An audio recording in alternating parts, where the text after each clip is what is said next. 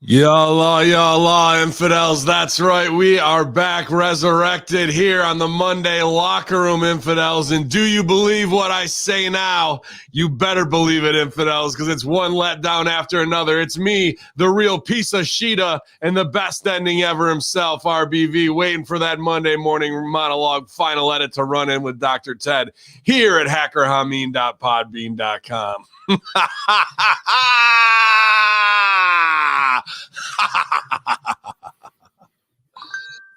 Yeah, man. Holy shit. Oh, boy. Oh, boy.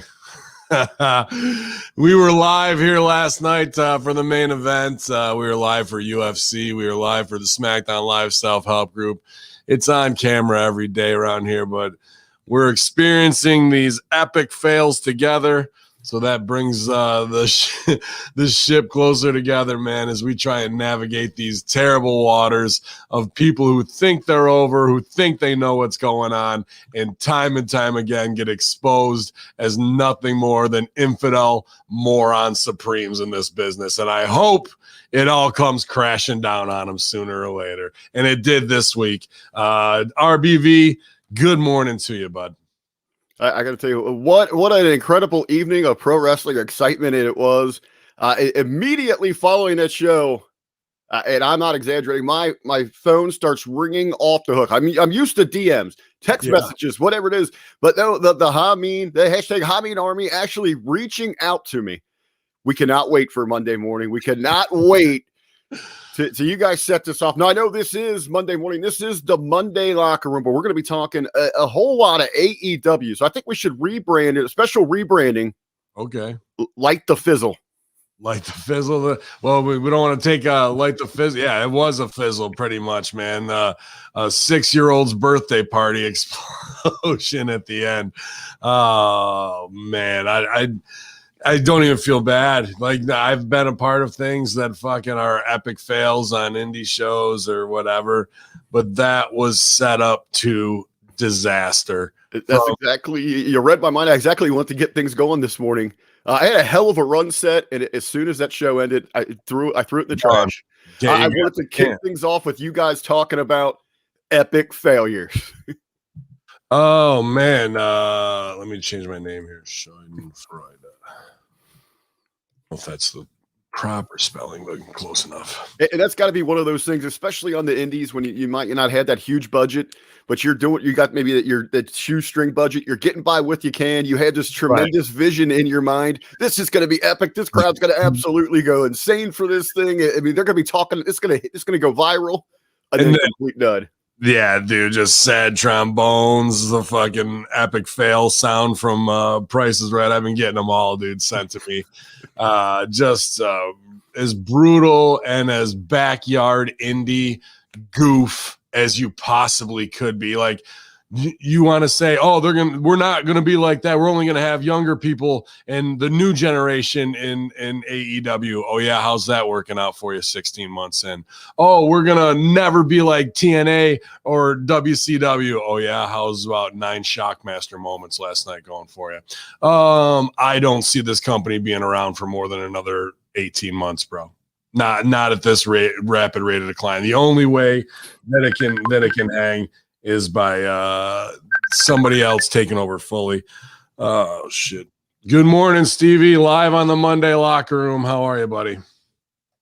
I'm good. I just wanted to check in. I called all the local hospitals in Jacksonville, Florida. There's no updates on Eddie Kingston or John Moxley or even the fans, because that explosion looked like something straight out of the Twin Towers on 9/11. It was. I thought the EPA would be on the scene. I thought there would be. I mean, this might be an inside job. Well, if they find my passport at ringside, you know who was behind it. Test for some nanothermite, but dude, I'm sure you might have watched the highlights by now. I haven't laughed like that in a long time, bro. The countdown clock, the whole nine. The pay-per-view itself was just a raging pile of shit, except for, I mean, the The Hangman Page and Matt Hardy match, solid. But then they did an awesome thing with Sting and Darby with, it looked like it was out of Batman. And then live commentary talks over the cinematic piece and calls the cinematic piece on the mic like it's in the ring. And then we get this fucking all-time. People are saying it's not as bad as Shockmaster. It's worse than Shockmaster. It's 10 times worse. Like if there was a the countdown clock makes it. Like you can't build anticipation more and have more of a fucking fart in church than unless nothing went off. Like I would have rather had nothing go off if I was the producer than those sparklers and some fucking smoke that looked like snakes, like shit you could buy on the side of the road legally on July 3rd, man. Just brutal, Bob. Should they have had the sense to just cut the fade to black? They don't have the sense. That was the first part of that question. There was nothing else. Go ahead. I was going to say this is why I said last week on Russo that wrestling is never going to be considered the same thing as NFL or any other sports, because commentators on football will say when somebody sucks in a play, when someone plays horrible, when something, but just the infomercial talk it all up no matter what is what kills it. Did Khan do one of his famous media scrums? Dude, his eyes are this big around, bro.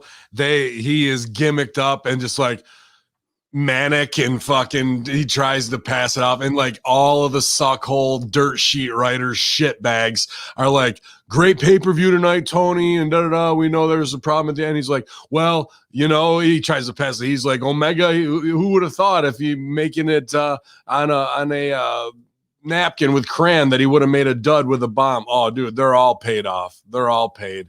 So it's just after that, and then to hear these mark sheet shit bag reporters, and if I don't even need to name them, because if you're hearing this, you're probably one of the ones, if you called in and didn't hold this Adderall addict's feet to the fire. It is just absolutely, they've ruined it. This isn't even pro wrestling.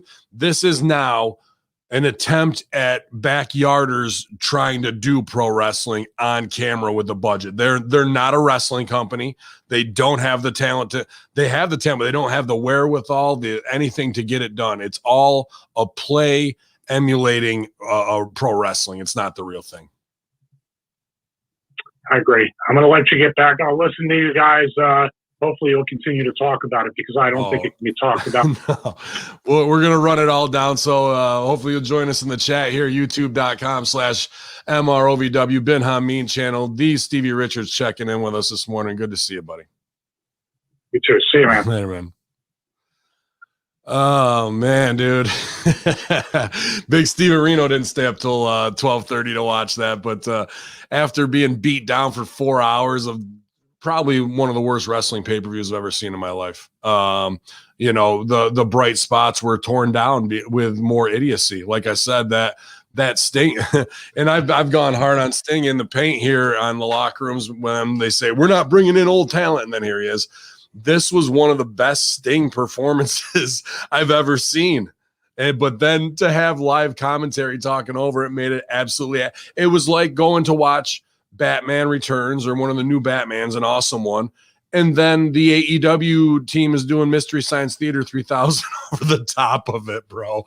Just miss upon miss. And we'll break it down from the beginning if you want to, man. I got no problem with that. Well, obviously, just real quick in the cinematic, immediately the vibe, the feeling I got is you completely see the difference between WWE and their production, them as a wrestling company, versus AEW and someone who just has a shit ton of money. Yep. And no clue what they're doing. No clue what, and surrounded by plenty of people who have brilliant ideas, I'm sure, and have done this forever. Zero level of execution, zero discipline, zero idea of how to put a card together and where you are on the card and what moves you do to save things for later. Nobody gives a shit about building a great show, about saving things for the main event, about what gimmick matches we have coming, so let's do less spots, about eating up false finishes. Well, it was the Bucks Open, right? Yes. And they go over 17 minutes. There was no less than 14 false finishes in that move or in that match. So that means every match after that uses a false. Every time you do a false finish, it eats them up for the card. You don't look at false finishes in your match. You look at how many are going to be on the card. And usually they're going to want to save those for a back and forth battle that's been a long-term feud going back and forth. This match was supposed to be about you beat the shit out of my dad. So there wasn't nearly the savagery in it that it should have been. They're trying to pin each other, hitting each other with every fucking insane move there is. Kick out, kick out. Every time that happens, the bar of the amount of those left is done. By the third match, a false finish meant not really, but after the second match, the false finish meant nothing the rest of this card for anybody, bro. So that we can start right there, you know. Well, I was gonna say, let's wait on Beast. Let's jump back here to the question before we're honored with what Stevie's call there. Epic fails. Epic. That you've seen on the indies. Oh, frig. Dude, one of the ones that you'll get is with new people. Like I had all this heat, and then there's this chick who's in Rochester who's banging the boys, and they put her out there with she got big gimmicks and everything, all right, whatever. Just local Rizzy, and and fucking she's out there to come over. She's trying to chase me around the ring. Like I have to run away from her, like she's the badass manager and she's gonna chase the terrorist, bro. I turn, I go, if you take another step towards me, I stop doing Hamin voice, everything. I go, if you take another step, I go, I'm gonna fucking smash you in the face if you take one more step. and here she comes, bro, and and then the guy I was managing, Cloudy, who I think might have been putting it to her at the time, he fucking comes over, he goes, he stops the match and sticks his head through the ropes. He goes, "You stupid fucking whore. Go get in your fucking corner, you fucking idiot." She's sitting there trying to bow up on me. I'm just going, I just started laughing. I go, take it home, bro. We just fucking go to the finish. He was so mad. I fucking laughed my balls up. But that's just my little, I mean, I've had botches and things along those lines. But 2CW, what we did there with the iFree for View, putting it out for free before there was a Twitch, before we bought a website, got everything going. That was because of the Ring of Honor botches nonstop of, remember when they were first live streaming and Ring of Honor, terrible. Like 6 times in a row, their shit crashed, sucked. The stream quality was a shits. Josh goes, watch this. We'll put in a T3 line. We'll set it up. We worked with a local mom and pop for the streaming. Didn't drop once, had 100,000 viewers. So like these dudes who want to come in the game and act like they're over when they don't even have the wrinkles pressed in their pants, you know what I mean? And it's just absolutely laughable. There's probably 1,000 botches in the show. Beast, that's what we're talking. Good morning, man. Beast, can you remember any holy fuck, that was rotten and the whole show's shot and we're fucked moments from your career? Well, where do I begin? I do remember one that was pretty bad was the whole barbecue mobile homers video, which if you haven't seen it, as much as I'm embarrassed to talk about it, if you see it just one time, it's entertaining. If you see it over 1,000 times, it's horrible, which is the case for me. But if you look up YouTube mobile homers barbecue, we did a music video that we dubbed over the Emmett Otter Christmas special.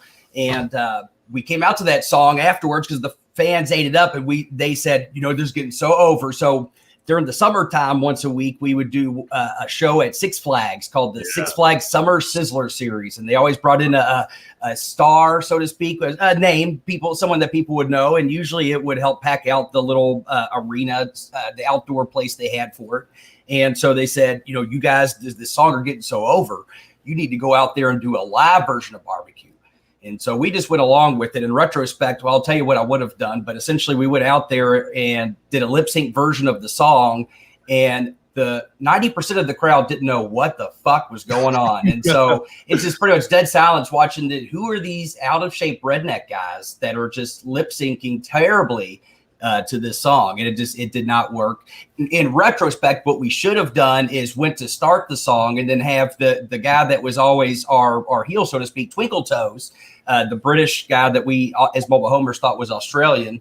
He should have came out and stopped it, and then we poured barbecue on his head, and then we laugh and leave is how it should have been. But instead, we gave the audience what they quote unquote wanted, and they did not want it at all. It was one of the worst, lowest experiences of my life. As far as producing goes, in recent history, I hate to admit this, but when we did the OVW 1000th episode, we went live for the first time ever, and from a production standpoint, that was terrible. But the first 15 to 20 minutes, there's no commentary, which I was providing along with Gilbert Corsi and Shannon the Dude, a couple of local news broadcaster and radio DJ, and we weren't heard the first 20 minutes because the production guy at 4th Street decided to take a smoke break during it because 4th Street said they were going to handle all the production or the audio part for us, and then that's what happened. And so that, amongst other issues with not timing matches and commercials correctly, and it just ended up being overall from a production standpoint just a letdown, even though from a live event standpoint it was decent enough. But yeah, it's wrestling, man. There's always, no matter how well you're prepared, there's always you go to war with the army you have, not the army you want, and sometimes that's what happens. Sometimes you're a lifeguard and there's only so many life preservers you can throw out, and I know what I'm talking about. Oh, I use these tropes all the time, man. We live and die by them, and when you die by them, you fucking feel it. I was up there on the upper deck of the Batman rigging watching you guys slowly be murdered in your own blood at fucking Summer Sizzler series. That was a brutal performance, and it's like there's nothing, you can't do nothing, man. There's nothing you can do about it at the time. So Ben, you're sitting there watching your brother out there just getting crucified. He's dying on the stage. And what are you thinking at this point? Everyone's going, ugh, this is not working. Like everyone just got that. And we were too. Yeah. We were just so with them. You feel time slow down when that shit happens, too, dude. It takes 90 seconds might as well be a half hour. You're just praying that whoever is helping run the show is like, okay, this isn't working. Send somebody out there. Nope. They never did. Well, that was my favorite. When I was laughing, yeah, somebody save us. No, let them die. I ain't going out there. You go out there. What made me not laugh, but also cringe last night, if there's any justice in the world, and there isn't, that they would have had to have sit there. They'd probably still be there right now, 9 hours later. Al Snow should have had a done tape review on every one of those matches last night because he was there with the mask on and the OVW thing. I wish there was an Al Snow cam on every match so I could just watch him go. Oh, was he on camera? Yeah, that's funny. Yeah, they showed everybody pseudo celeb. That'd be a long tape review. Here's the thing with Al Snow's tape review that you don't know is we would always do tape review the day after we would tape OVW back in the day. And if it was a good show, tape review was relatively short. An hour show might take 90 minutes to 2 hours to get through. But if it was a bad show, a 1 hour show could take up to 5 to 6 hours.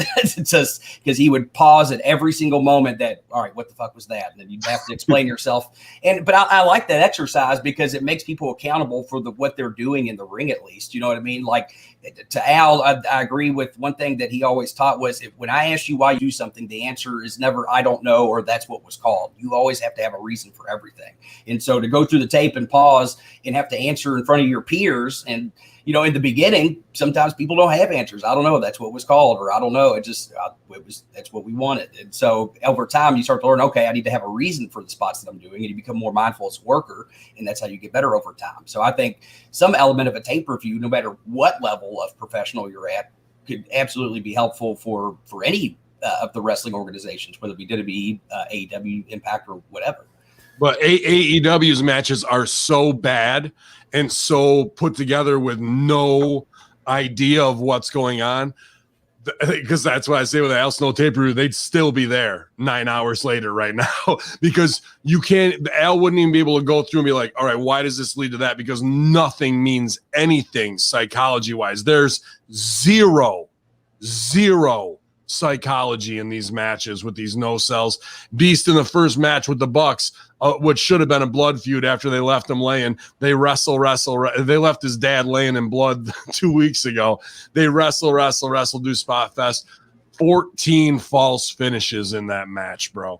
ate them all up in the very first segment. Not one false finish meant anything by the end of that match or the rest of the card. And Rip was just talking about this on the Hustler podcast as well, on the FR podcast, about stop doing all these fucking falsies that don't mean shit. They just don't give a shit, bro, whether it's dives to the outside, using weapons and things like that when they know they've got even more hardcore shit coming. It's just unfathomable to me that all these veterans are around there now and nobody fucking puts Khan or Omega in a fucking shoot wrist lock and armbar and says, you're not doing this shit anymore to my fucking business.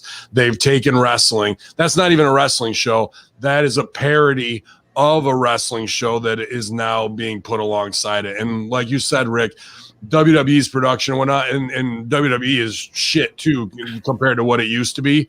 But then you look at WWE and then watch that. You watch what that was last night.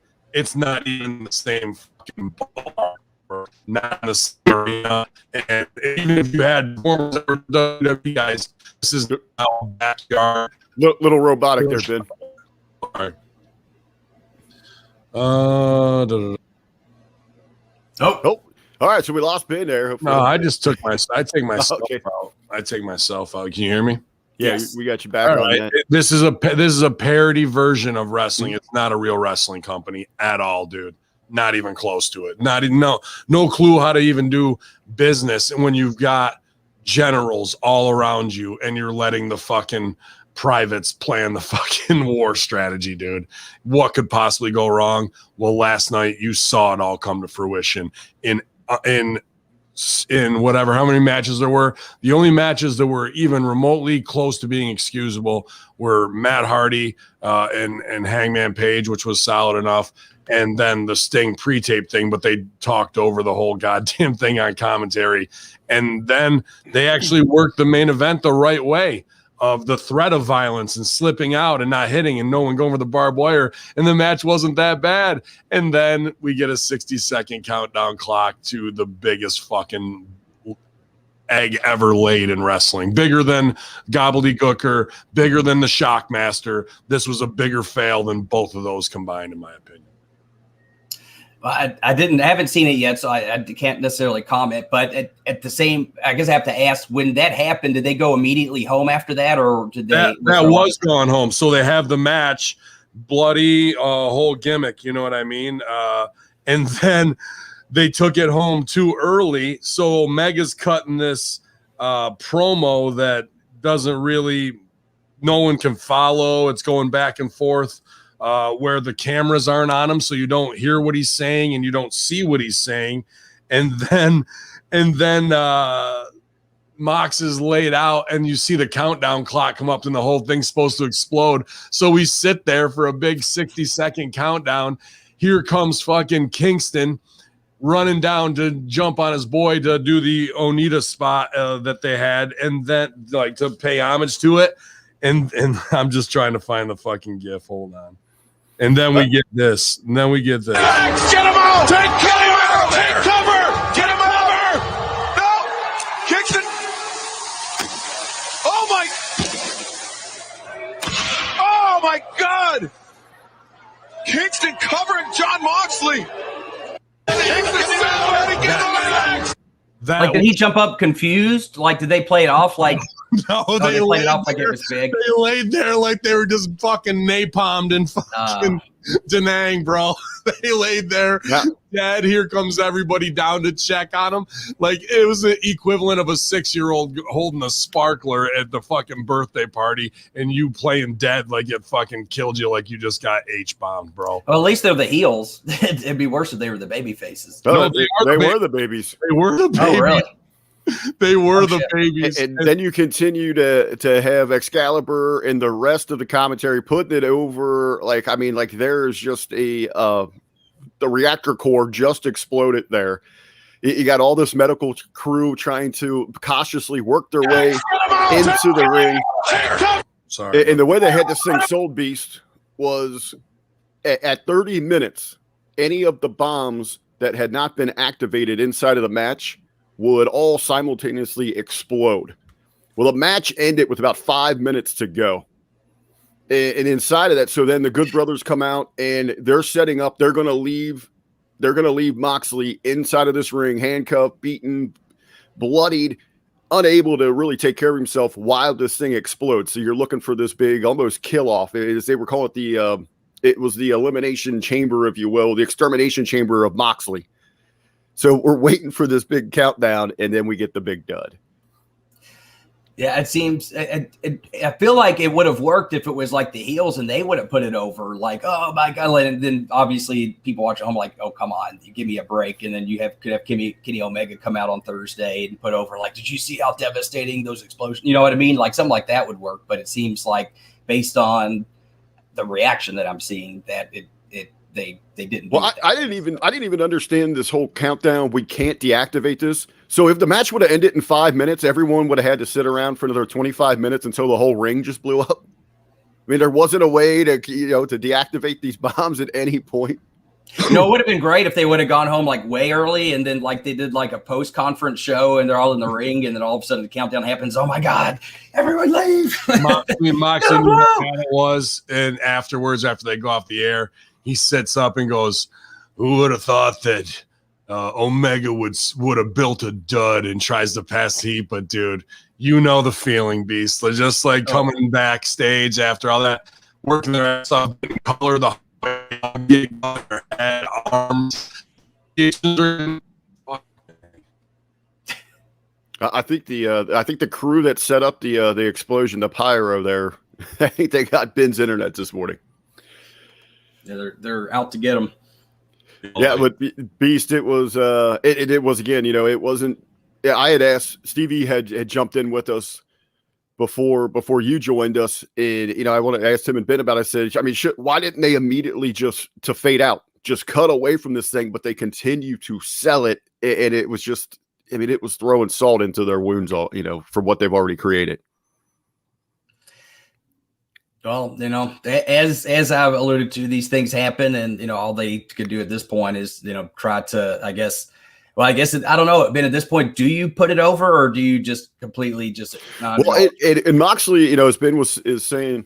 Afterwards, off air, he grabs the microphone. He cuts a promo, pretty much, going after Kenny Omega, because that was in the build to this thing. Is they're showing these vignettes of Omega and his master plan, and he's the craftsman behind this.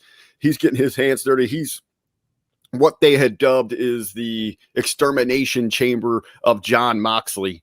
So it was supposed to be his mastermind, his baby. Obviously, that backfires. So, and then also, as Ben was talking about there in the post conference, there is all the media and all that. Tony Khan himself, it wasn't the me, myself, and I show that we usually get out of Tony Khan. He was now playing along into what Moxley had started there.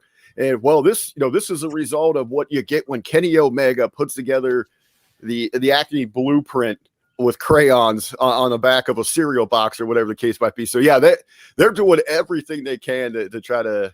I guess to keep this world of kayfabe. I'll pass the heat. Yeah. Just trash. And he's as Adderalled up as he possibly could be in that one. His eyes are as big as dinner plates. Hey, what's wrong with Adderall? Well, when you're doing 16 lines over 4 hours he's tweeting out, I'm keeping the time code and shit. I'm the timekeeper, multitasking, putting himself over during the pay-per-view. Yeah. While he's in conversations on social media, on the the Voices of Wrestling thread that was going on, he's in there replying to people, bragging about, well, I can multitask. I'm okay. I got the time on these matches. Yeah, you got time on these matches. You had 9 matches. You were pushing 5 hours on this thing. I got to go back even earlier for a stooge off that still not learning. They got Big Shaq versus fucking Gimmick last week, right? Or on Wednesday, Cody and Jade and Velvet Cake or whatever her name is.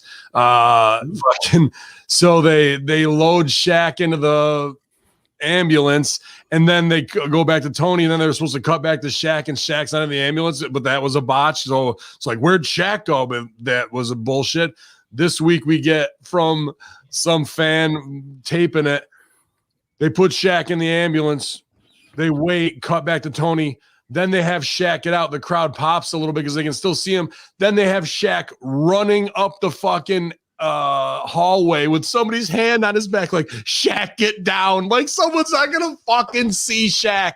They suck so bad they couldn't drive the ambulance 50 yards out of the arena around the corner to keep the fucking illusion for the tiny bit of live fans. They thought that was going to be. That's how big of fucking backyard wrestling bullshit marks they are, where they think they're over, but they really don't give a shit. Then they cut back and Shaq's not there, and it's supposed to be not a whodunit. That's how they're trying to fucking put it. Like, where'd Shaq go? The reality is that your production guy probably shouldn't have cut back.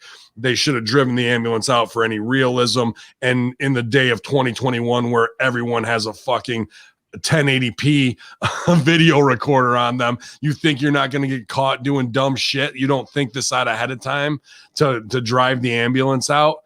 It's just it's embarrassing to be even affiliated in wrestling and performance with people who have all the money and are at a top level, and that's what they're putting out there. They think that's fine. It is unbelievable. You might as well fucking give your 8-year-old the keys to the car and say, drive me to the grocery store. Like, what could possibly go wrong now? Ben, come on, you got to give him a break, man. Shaq is expensive. They probably have to pay him by the minute, and his time was almost up. They're like, get him the heck out of there. We can't afford another minute. And then that was why. That was about all they waited before they had him try to sneak back out of that ambulance. Was about a minute. And you see him trying to just, he's busted ass to get out of sight there. And you got the guy, it's Ben said, right up there in the nosebleeds, hanging right over the side of the arena there, taping the entire thing to expose it to the entire world. Everything in AEW except Serena Deeb's matches are an embarrassment. There hasn't been one thing, not one, that will last the test of time. There's not one celebrity appearance that they haven't fucked up or made the celebrity look like total trash. There's not one thing that they haven't done from their cosplay Comic-Con booking of orange juice fucking matches with champagne mimosa matches that will last. Everything that is the fundamentals of getting people to bite on stuff is a rib. Their biggest heels come out, and wrestlers who are independent wrestlers and paid sing the heels theme song, making them a babyface before the match ever starts. It's a total embarrassment in our fucking industry, bro. And how did because I read supposedly he looked better than he had looked previously. How did Miro look last night? He looked great. And that's the problem. When too little, too late. So Hurt Archer also had a great performance recently. Not did he have a big main event or something that someone was putting over? I think it was Nova that was putting it over.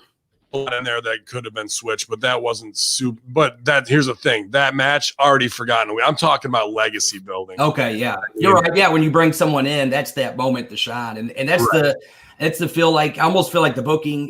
You almost put up like talk about Adderall and ADD, and I am guilty of this sometimes too, and I have to check myself. Is you can't put the cart in front of the horse, and I feel like they do. The thing with AEW is they do have a lot of talented individuals, but they're always on to what's the next thing, and they never really give things a chance to simmer. And the thing is, I feel like I hate to say it because they're giving a lot of people jobs, and that's great. But I feel like if they were to cut back maybe 25% of all the people they're bringing on and really concentrate on the crop of talent they have, that they could make a world of difference and really could be a true competitor. But it seems like they're after these quick pops, so to speak. And those quick pops, unfortunately, don't do well for long-term business. And it never has been the case.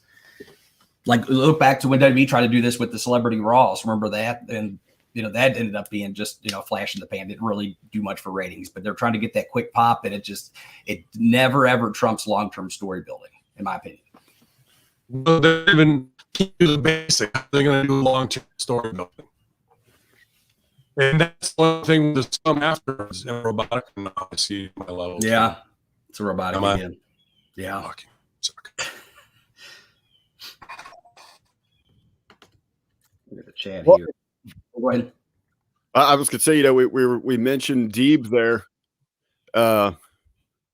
going all the way, and this wasn't, we're talking about obviously Beast, the botch that closed this thing, and obviously you always remember the finish. That's what people is going to be that lasting impression. But top to bottom, this show There was really missed spots all over the place. They seem to, and one of the problems with AEW, the pacing in this thing is they try to go. And, before you got on with us here, and we'll go back to the beginning here. Heck, let's go all the way back. We had mentioned Deeb, Thunder Rosa, whoever, tremendous talent. So many people sing her praises. She looked incredibly different when she wasn't out there dancing with Deeb. She opens up on the pre-show. What we've got was advertised is Britt Baker and Rebby. They were going to pair up, and they were going to take on Rio and Thunder Rosa inside of a match. Before the match gets going here, Rebel is not medically cleared. At first, she's not medically cleared by Dr. Baker, but that it seems to be dismissed because she's only a dentist. But then they go to the trainer and the Jacksonville Jaguars trainer, and they would agree that she's not ready to go, so she's out on a crutch. So we get the first surprise of the night, and which would end up being probably the first dud.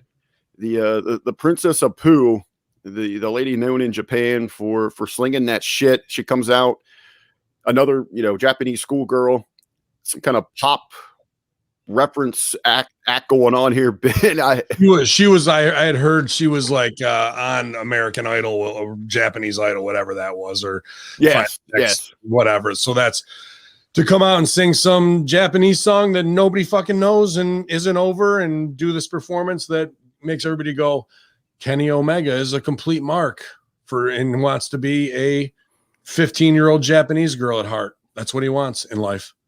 So this is what we get force-fed. Girls who could never beat up anybody in real life. And then we bring out one even smaller than that one. And we've got to make believe that they can hang, that their skills are over, as we talk about. She went to Ice Chill training camp, and the other one went to Wing Dong Chong training, and neither of them know what the fuck they're doing at all. At all. This is apartment level anime, tape trader, masturbator, fetish wrestling that has now made it onto the main stage. And again, they're embarrassed. They're embarrassing. Neither of them should even be in our business whatsoever. And then they lower the performance level of top performers who have to try and save a match to put things over because these girls are just inserted into it. Meanwhile, I'll name you 50 girls from I don't give a fuck. Genocide, Holodead. What's the ice chick who looks like she's Dr. Lady Frost. Lady Frost. All those girls are 1,000 times the competitor that these fucking nothings from Japan that you're bringing over to waste our time and ruin our business with.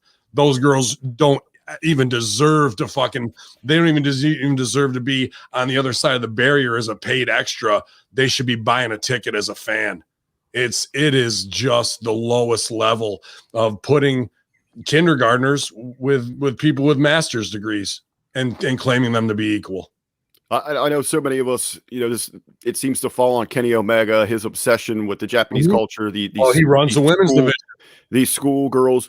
Do you think that he has sold this and that Khan has bought into this for some ridiculous reason? Yeah, I think about, how they go on that nostalgia act. So they play off of the past, what we've seen from NWA, from those, what resembles WCW.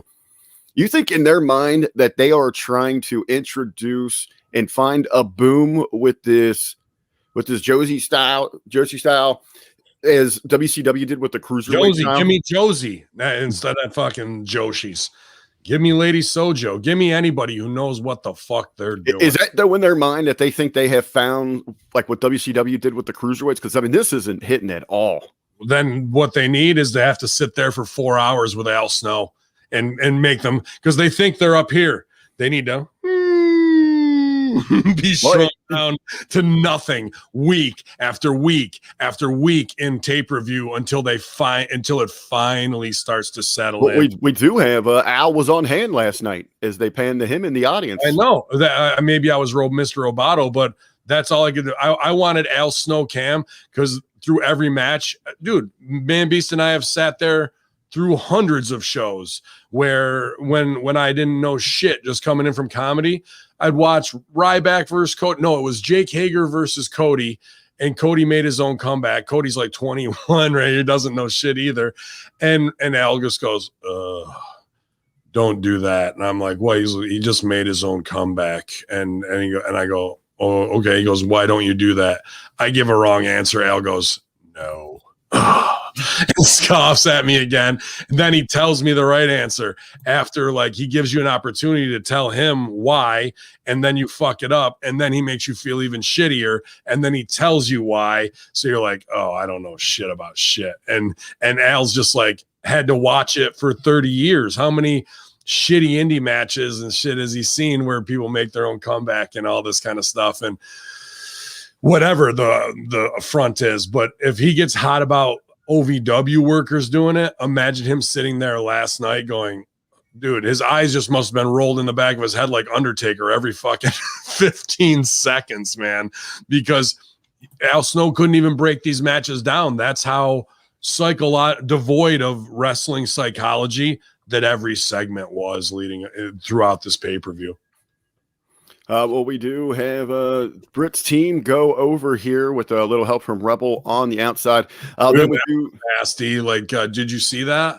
With the crutch spot? Crutch. So Rebel, I mean, that's not Rebel's fault, but Rebel turns her back and is right there on time. They're gonna shoot Gimmick Girl into the ropes there, and Rebel's turn around with the boom. So usually I do a flag spot, there. But it's blind, and Rebel whips the thing up to the ropes. And who was it on? It was on Rio. Rio doesn't get her hand up at all, takes it, bro, both sides of the crutch, whack right in the forehead, stiff as could be. It looked devastating because it was devastating. So Rio, she's got a lot of extra muscle and fat on her body, so I'm sure she'll be fine, especially in her forehead. Doesn't even know to protect herself or even how to protect herself or begin to do that kind of shit. And not heat on Rebel because I like her a lot, but you got to protect the person you're in there with. So quick one from Joey Mercury. One of the first times I'm going to do a flag shot on somebody. I think it was at that place where the car broke down that night, Beast, with me, you, and Power, your brothers. McKee, Kentucky. Yeah. So Merc goes, do you know what you're doing with that thing? I'm like, well, wave it. And he goes, well, you got to give a flag shot in the end.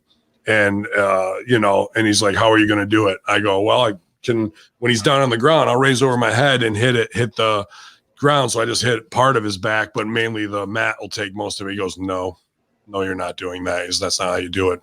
He goes, you fucking wave, do whatever you got to do. You come in, roll it up. You put your hand over the end of it, the end cap, and you hit them, boom, like that, so it looks like to the fans, it happens so fast, but really I'm hitting you with the back of my fist.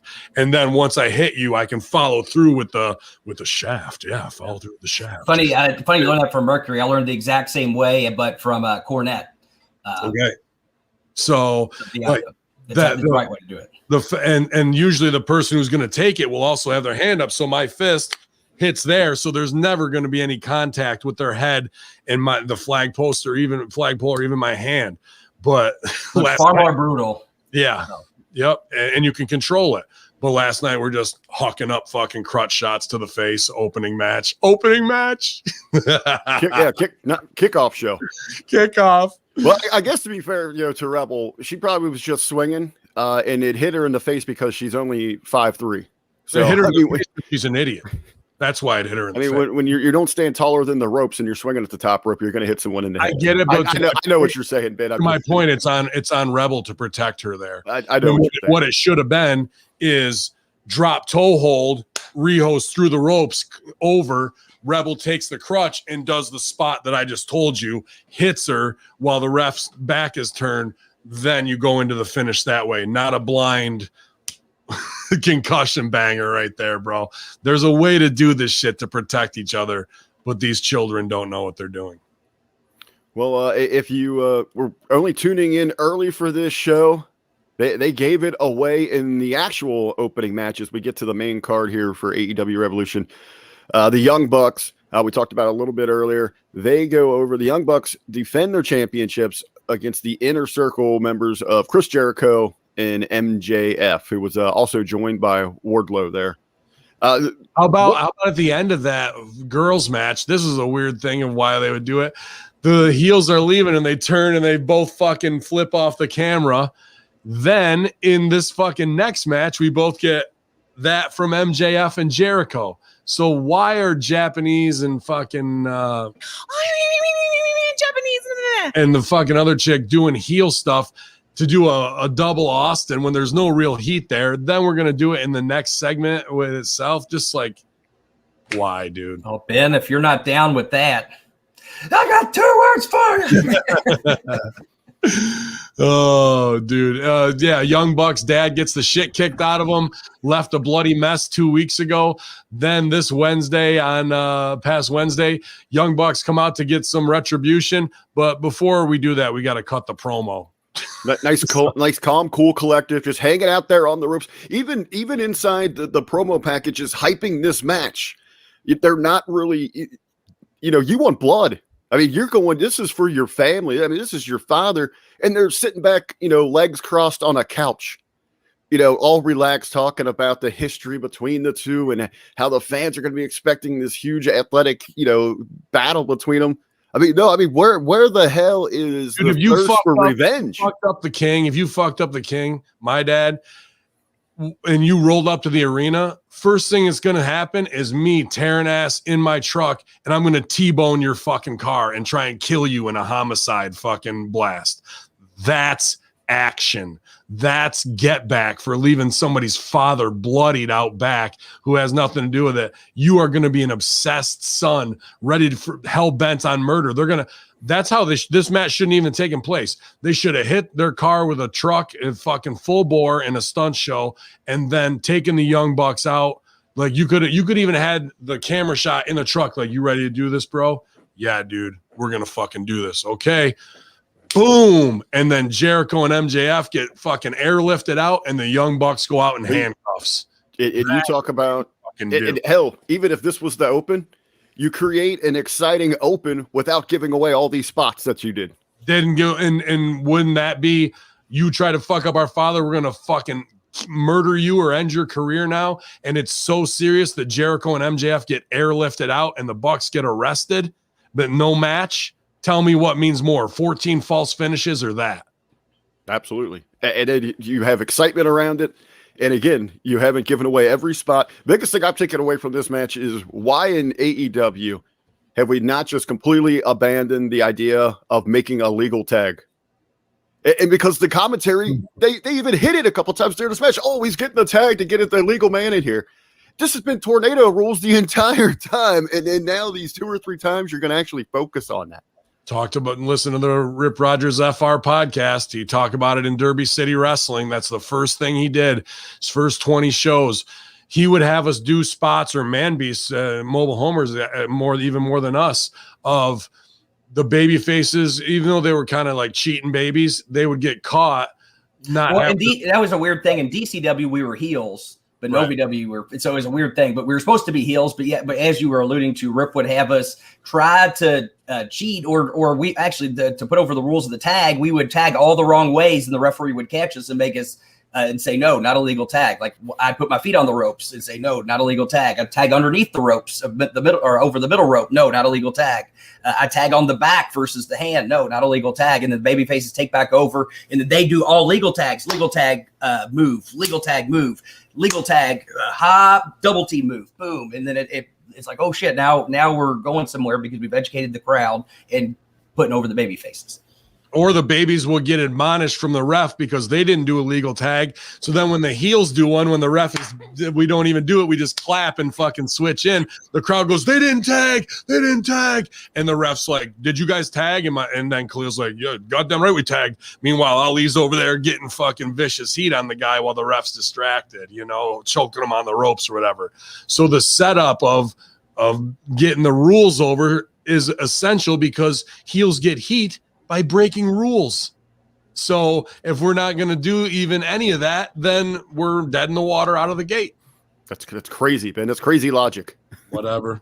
All right, so we do have the tag tornado of sorts to open up there again. The Bucks go over; they defend their championships. The Inner Circle, we do get a segment later in the show with them. It seems that they're advertising another skit segment for the Inner Circle coming up. Is Jericho says they're gonna get the group together. They're gonna reconvene Wednesday night, and there has to be major changes to the Inner Circle. To which MFJ agrees. Are these getting a little ridiculous? I mean, that we're just getting these, I don't know, these round tables, these pointless gatherings of the Inner Circle, just so you can seem that they've shifted into these comedy skits.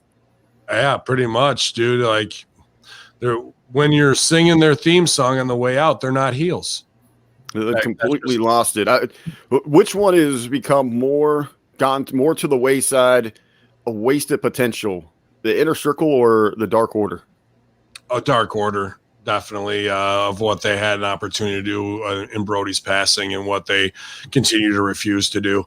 And now it's too late to even salvage that. So all those guys in Inner Circle are stars unto themselves. So if it's shitty storyline writing, that's just that. They can always spin out and do what they need to do. But there's the WWE pipeline of B12 is now in AEW. Omega's on it. MJF's on it. Jericho lost all that weight. He's back on. Foreheads are growing. There's just guys that you can see who are on fucking sauce. But this is a cosmetic business. I'm not trying to be like, oh, he's on it for this. I'm just going to not deny who I see visually that doesn't pass the eye test when people's foreheads, when Enzo puts on 2 fucking inches of forehead in 6 months, we know what's going on, bro. Going back to the music thing, though, they could actually do something with that, though. Since it's getting over, Jericho as the heel to kind of reestablish his heat, I think should go to Tony Khan or whoever and say, hey, this song's getting very popular, so I'm going to up the usage rights to $1 million a show. And Tony Khan says, you can't do that. Yes, I can. And say, well, you're not getting music. Well, we don't even need music. And then they come out to no music. And then you just hopefully just get the fans booing because they want the fucking song. The fans, the marks will start singing the song to fucking get them over farther. If you try to do that fuck you story, what you're doing wrong. Here we go. Yeah. Well, then that's where you have Jericho, because he's one of the heels that can do that. You have him come out on the microphone and go la la la la la la la la la la. No, I don't want to hear it. I don't want to hear it. Don't sing it. You know what I mean? And shut them down. Don't give them that opportunity. I was going to say, even you find out people that are in attendance and have Jericho start sending them letters from his attorneys to stop singing his. He comes out with a stack of subpoenas and starts flipping them out to the crowd. Yeah. I mean, they'll never get to that point. I mean, all that's beautiful. They'll never get there. Well, we go on from the tag match. We have got more tag team actions. We got the rest of the division, the Casino Tag Team Royale. This is for a future AEW World Tag Team Championship. We have got, let me pull up the list of participants. Since we got 15 teams, so that's 30 individuals. The way this thing works, it is gauntlet style. So a new team entered every 90 seconds. We start with 2, a new team every 90 seconds, and a team is eliminated once both of the team members have been tossed over the top rope and both feet touch the floor. I'll run through real quick. We had the Natural Nightmares, the Dark Order, the Inner Circle, the Seidel Brothers, another Dark Order team, the Gun Club, Pretty Picture, Varsity Blondes, Bear Country, Jurassic Express, The Butcher and the Blade, Private Party, SoCal Uncensored, Death Triangle, our eventual winners there, and another Dark Order team. Where do you want to jump into this one to kind of make a little sense? Anything really stand out to you inside this match? No, every 2 seconds something was the shits. It was just more spot fest, and I hate this in battle royals. Hey, stay small so we can do our spot. What's the purpose of a battle royal, Rick? Throw people over the top. Okay, so if we're doing spots that are knockout spots in the middle of the ring, now you have to lift a 200 to 300 pound, or excuse me, 140 to 210 pound body off of the ground and throw them over the top rope, and nothing means anything. To see green guys with terrible strikes and kicks, things like, but then even the spots were just absolutely brutal. So QT Marshall eliminates the Gun Club, and they're supposedly part of the Nightmare Collective because they probably paid $4,500 for training. They fucking they get eliminated, and it's a what the fuck moment between Goldust and QT Marshall. QT Marshall goes over, jumps over the top rope himself as a fuck you to Dustin, his partner. So that's the big storyline that we're going to. QT versus Dustin in the FU. As dumb as it, tell me any psychology behind that whatsoever, why that would make any sense. You're in there to get a shot and you eliminate yourself as a FU to your partner after eliminating kids from the school who are Billy Gunn's kids. Then a terrible, terrible one. This absolutely kills me. I like those, the Big Bears.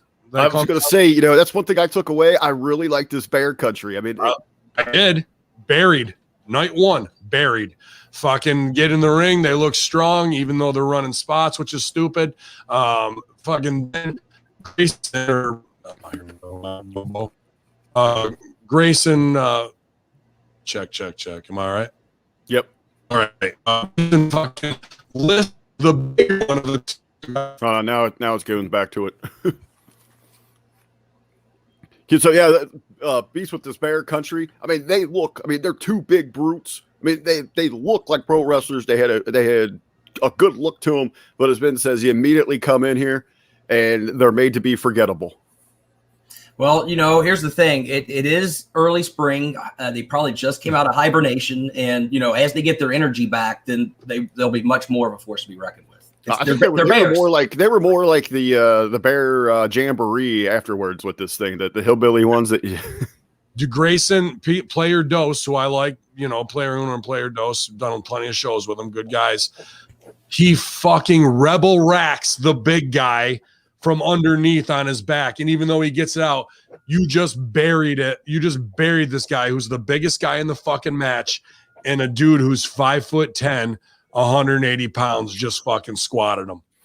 That shit to me is fireable offenses.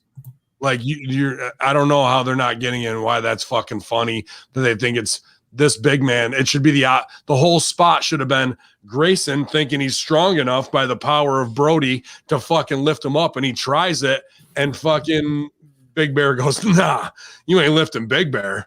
And Big Bear fucking reverses and kills Grayson. That's the spot, not coming off your feet to get lifted up. You just buried. He's buried now.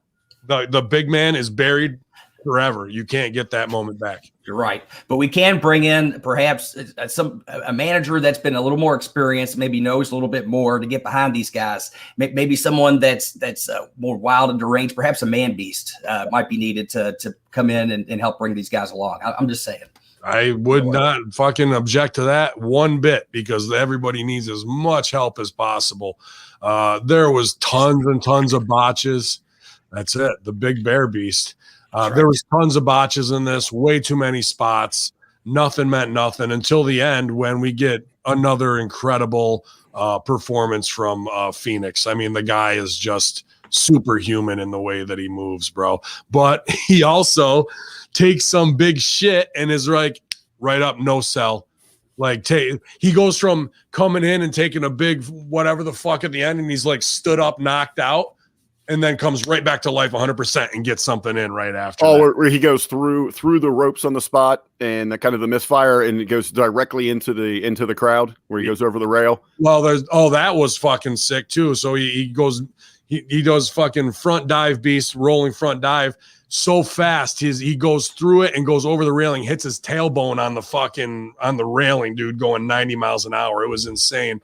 Nice. But then when he comes back in from that, he did like a springboard thing, and he gets fucking uppercutted or some shit. And he's like, maybe it was kicked, and he's on the fucking big Terry Funk, I'm knocked out on my feet shit. And then right back to 100%. And he's fucking fine throwing offense with no duck one, move this, come back to life. None of that, dude. So even the guy who can do shit that nobody else can do doesn't know how to sell and when his time is and how to come back from a big fucking move. They just go from zero at energy level 0, finish him, to never mind, full bar of energy, new player. You do have Phoenix is your winner, as it comes down to him and Jungle Boy. We do get that exchange there, and then Phoenix dumps Jungle Boy with a big clothesline. So now Death Triangle, Pac and Ray Phoenix, they will challenge the Young Bucks, I guess sometime down the road here. So they are the next in line. Our next one up. Hold on. We got to take a break here because I can't just keep going through these terrible matches. I need to fucking laugh before we get to the end. I need me. It's Monday, you guys. You know what's going on. We got to take a fucking breather here and pass the mic to Dr. Ted for the Monday morning monologue. All right, let's take a little reprieve from the AEW report and have a little light humor here on this lovely Monday. And today is International Women's Day. Of course, it's also Women's History Month. And I know you're probably thinking, uh-oh, here it comes. He's going to tell a bunch of sexist jokes. But no, I'm going to tell a bunch of reverse sexist jokes. I'm going to challenge myself. Here you go. You all ready for this? Yeah. Why is it so hard for women to blink during foreplay? There's just not enough time. There is not enough time. Sorry, it's true. I hate to say it. It happens sometimes. And let's be honest. One big difference between men and women is, if I'm being honest, if someone comes up to me and says, smell this, I'd rather it be a woman. I really would. It usually just smells nice. Usually. Listen, what do anniversaries, the toilet bowl, and the clitoris all have in common? Men usually miss them all. It just, busy things happens. But it's not, here's the thing. Today is International Women's Day. For the sake of the women in our life, try to hit just one today. We can all do it.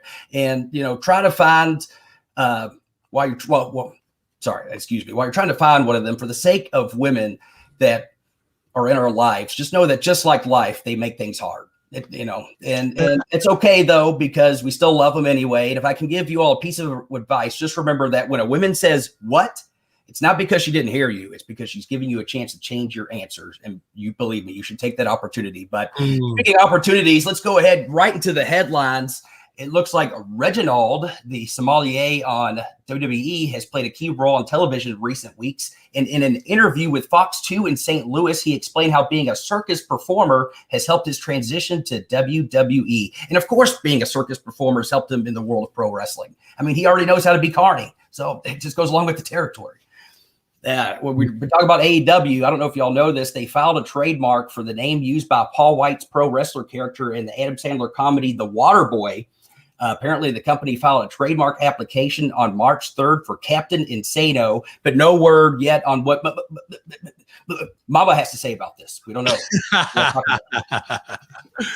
Speaking of AEW, the ending of AEW Revolution has inspired quite a reaction for many in the wrestling community. The end angle was to have the ring supposedly explode while Eddie Kingston and Jon Moxley were in it, but apparently many felt it was underwhelming. But there's just so much to discuss from all the reactions. Here's a quick summary. People apparently used to say that IWA Japan King of the Death match was the weakest exploding ring pyro in wrestling. And then AEW said, hold my sparkler. In an interview with USA Today, The Rock said that he would run for the president of the United States if he felt it was what the people wanted him to do. But if he does run, I think it's a really big risk. I'm going to say I wouldn't recommend it because he would be guaranteed to lose if the paper runs. Yeah, he just can't do it. The Rock paper. Never mind. Moving on. Fightful Select said that WWE has filmed content for a second NXT series that will tentatively be called NXT Evolve. Wait, does this mean there's going to be a developmental for the developmental? Where does this end? How many developmentals will there be? Ben, do we need a developmental? There's going to be a developmental for a developmental for the developmental for. Sorry, got carried away there. A fan recently criticized Roman Reigns. I don't know if y'all heard about this. Apparently, he was mad at him for not being heel enough. The fan wrote, bruh, you need to stop putting lovey-dovey things up. You're supposed to be a heel, all caps. Or are you awful at that too? To which Roman Reigns replied, shut your mouth, you insignificant mark. Heel enough for you? Anyway, be well.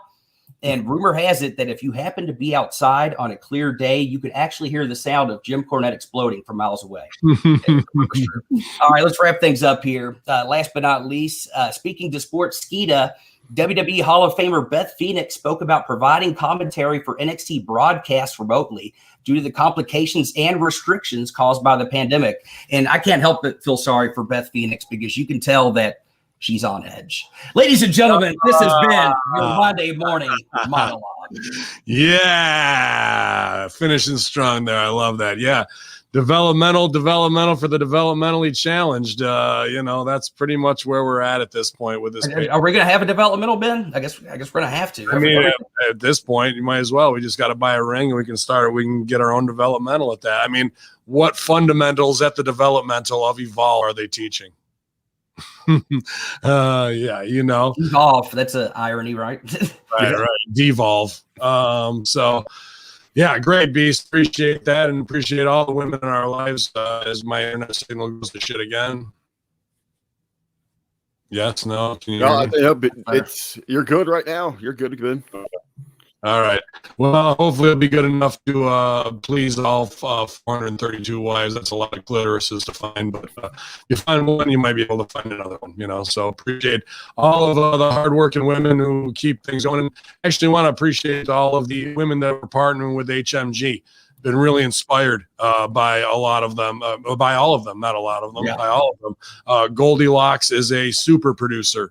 She has phenomenal ideas. She has incredible talent outside of wrestling and being a personality with her band, and her voice is just unbelievable. Follow everything that Goldilocks is doing, putting out content constantly.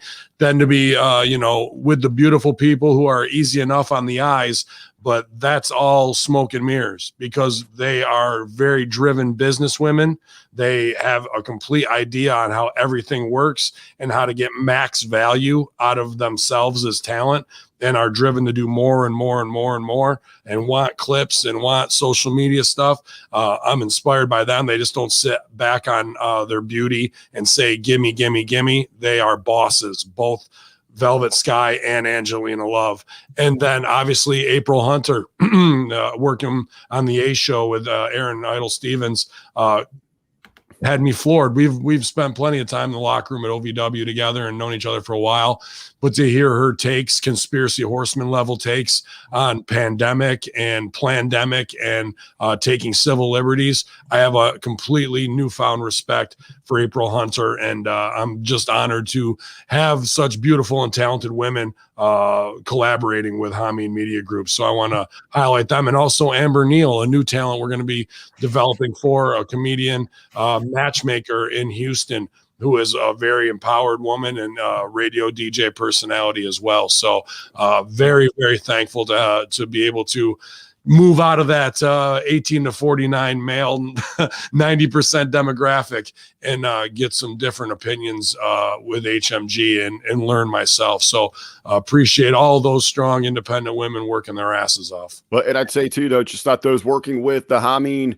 Media Group brand management are great partners there, but the female members of the Hamin Army, the great listeners, contributing across social media, listening to the shows, giving us tremendous feedback. I think what's so cool about it is that we are seeing our demographic, our listener base starting to grow in all those different areas. And really what's about it's people that want to know how to do it right, that are driven, that want to learn and want wrestling the right way, or whatever it might be, because what you can learn from all those individuals, it's just not about professional wrestling. It's about what your regular business life, your personal life. I mean, there's something that you could take away from in every aspect. They're easy on the eyes, all of them. If you like big gimmicks and whatnot, and that's what you're tuning in for. Believe me, they'll sell it to you.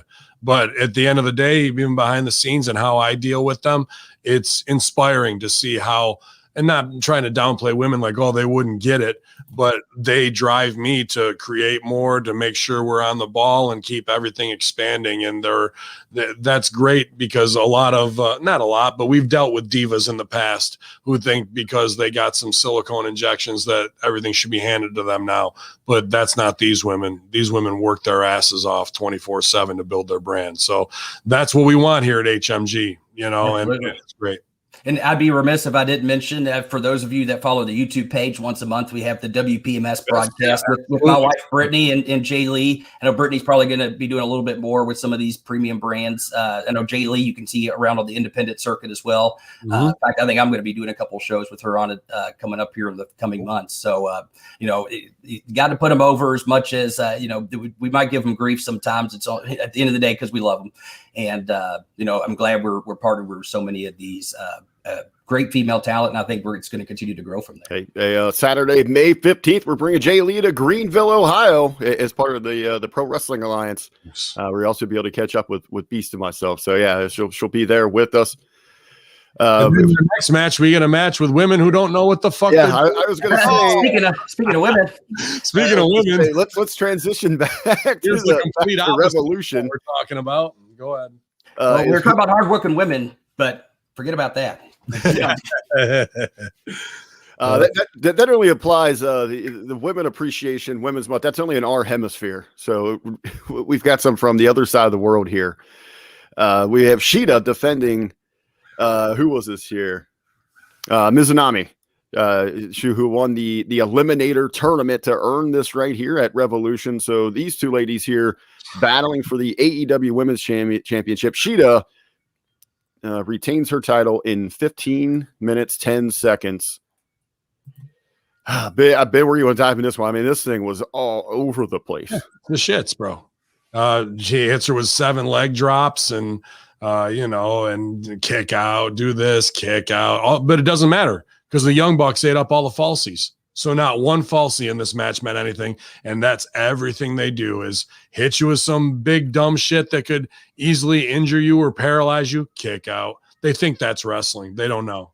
Whether it's the Wing Dong Chill School that they went to or whatever the fuck they were talking about, whoever that is, when I hear that shit, I go, your trainers suck and they don't know shit. Or else they're good and you don't know shit because you don't apply what they taught you. It's one of those two scenarios. Because just because you think you know how to do moves, that doesn't mean anything. You're a backyarder. You don't know psychology, how to put a match together. We can have all the little fucking voiced over. We've been doing this for 10 years and wrestled 3 times to a draw. Boy, that'd be painful having to watch those two wrestle to a draw 3 times. Bro, that's I'm surprised they didn't roll that on me in Guantanamo when I was in lockdown for fucking to break me because it might have. And in the end, nothing means nothing because the transvestite comes out and lays them out. So, but then the little 140-pound girl gets back over on the man and lays her out. So it's Shida up strong, piece of Shida. And it was as terrible as it possibly could be. And why would you even have an entire tournament if you're not going to crown a new champion?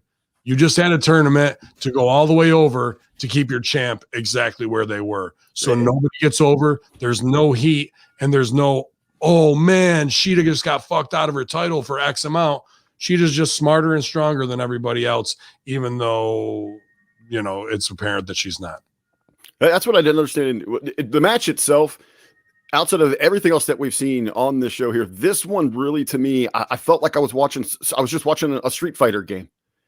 And that's what it just screamed to me. And that's Kenny Omega. That's what he thinks that professional wrestling should look like. But yeah, as you mentioned, post-match here, when Nyla Rose comes out, you're thinking, okay, she felt that she got slighted in this tournament. She made it to the finals of that. She should have had this opportunity. She should have been solely focused on Shida. Well, that's the initial attack. And then she completely turns her attention away to give time for this comeback so that the other heels can run in, and then you have the save and all that.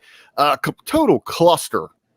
And they continue again here to make a complete mess of the AEW women's side of the wrestling here. And you want to know why that happened? Just as we can say Omega's a mark for Japanese women or whatever, and both of their Japanese women's match were complete trash, absolute trash.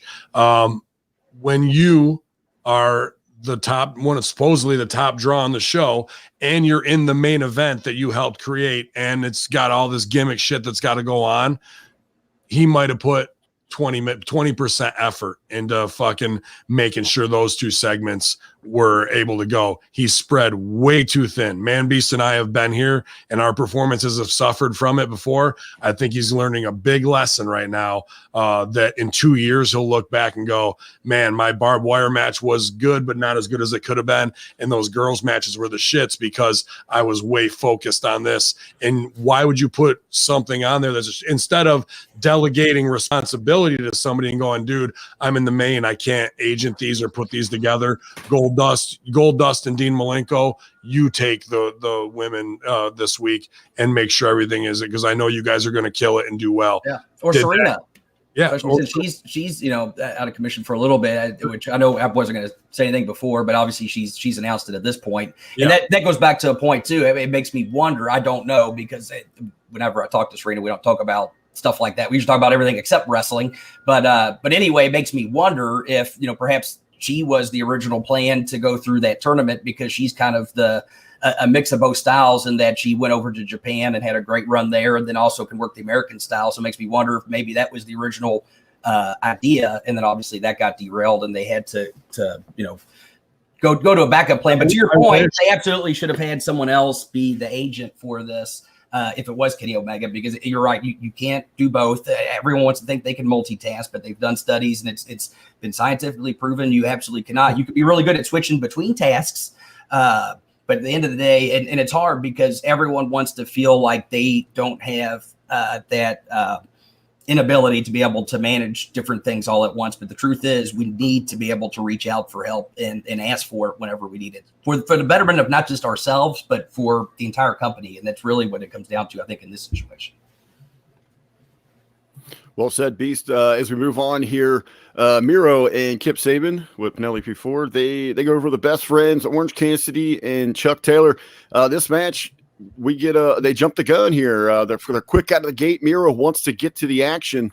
He's on the attack backstage as he's going after his former, I guess, butler there in Chuck. Then we get to the ring here. This match goes 7:50. I got to say, I liked how brief this was. We get in there, we get to the business. Isn't it amazing how 7 minutes and 50 seconds stands out against matches that are baseline 15 minutes with false finishes who mean nothing, when Miro just kicks the shit out of people? And it started with action.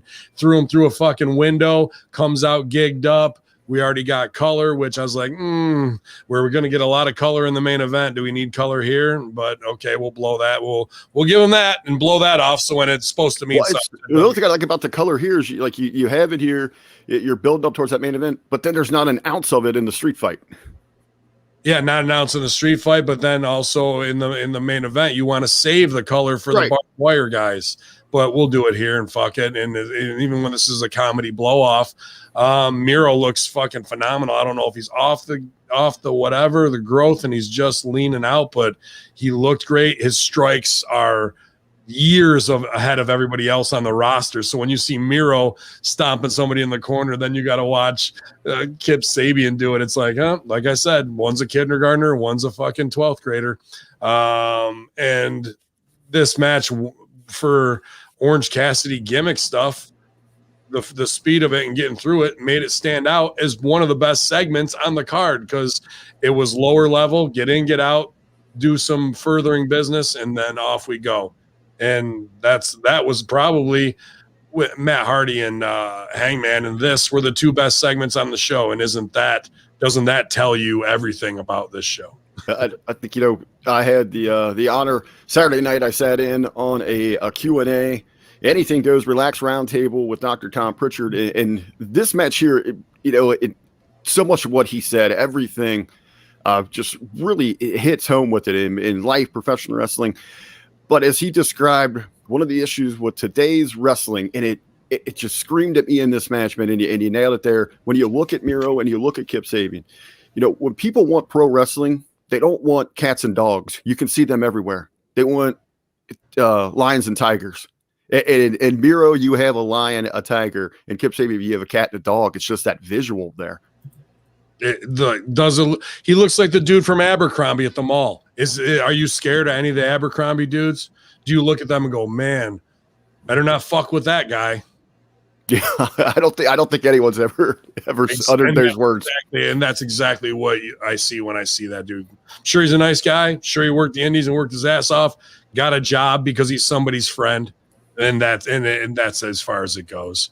Again, in 10 years, won't even be on the level of a name of like Alex Reich as a reference from WCW. Won't even be close to it. Absolutely, but you said it's short, it's sweet. Everybody involved here, for better or worse, has been committed to the storyline, so it's something you can invest in, and they got it done. Moving on to the next match here, I've liked this story as well. It had something behind it here. The big money match You have Hangman Adam Page. He goes over on Big Money Matt Hardy. This goes 1440. And stipulation here, the winner receives the loser's 2021 first quarter earnings. And of course, this was all set up as Hardy was recruiting Adam Page to kind of join his little faction, his stable, let him kind of be his manager, financial advisor. Hardy gets him to sign the deal as he gets Hangman intoxicated. This entire thing blows up. Hangman is kind of now aligned himself with the Dark Order. I thought the match was really good. Did it get a little too confusing, though, with the involvement with all these outside parties, though, Ben? Of course, at the end when they run in just to do the catch 'em spot. Whoa! After I like the dip on the first buckshot lariat where Matt ducks it, comes back through, hits him with the fucking twist of fate, and then goes to put him out. And then the run in, that wasn't the, but then it's the cheesy push him back up, hit the V, like, but I could see for AEW fans, I didn't have too much of a problem with that finish, but that's the problem is all these clusters at the end of the match. You just don't ever get a fucking finish. There's always got to be some fucking crazy, dumb little thing. And if you do that every segment, then none of them mean anything with all these run-ins. So, but yeah, this was the best match on the card. Then we move on from there. The Big Money match again. Hangman going over on Big Money Matt Hardy. We have Scorpio Sky in a pretty feel-good moment there at the end of the match. But I just want to say one thing. One thing that that I like about Paige, and I never do it, so I don't know how. But there's few guys in this business who can do it. Where they defy gravity in the middle of their gimmick. He did it on his moon. He does it on his moonsault to the outside where starts and everything's going, but there's like not even a half second, an eighth of a second where time seems to slow down. And then he did it on the cross body too, where he can get out there and then woof, and then it goes again. You know what I'm talking about? It's like a real life slow motion that he did. It happens so quickly, but it's in there.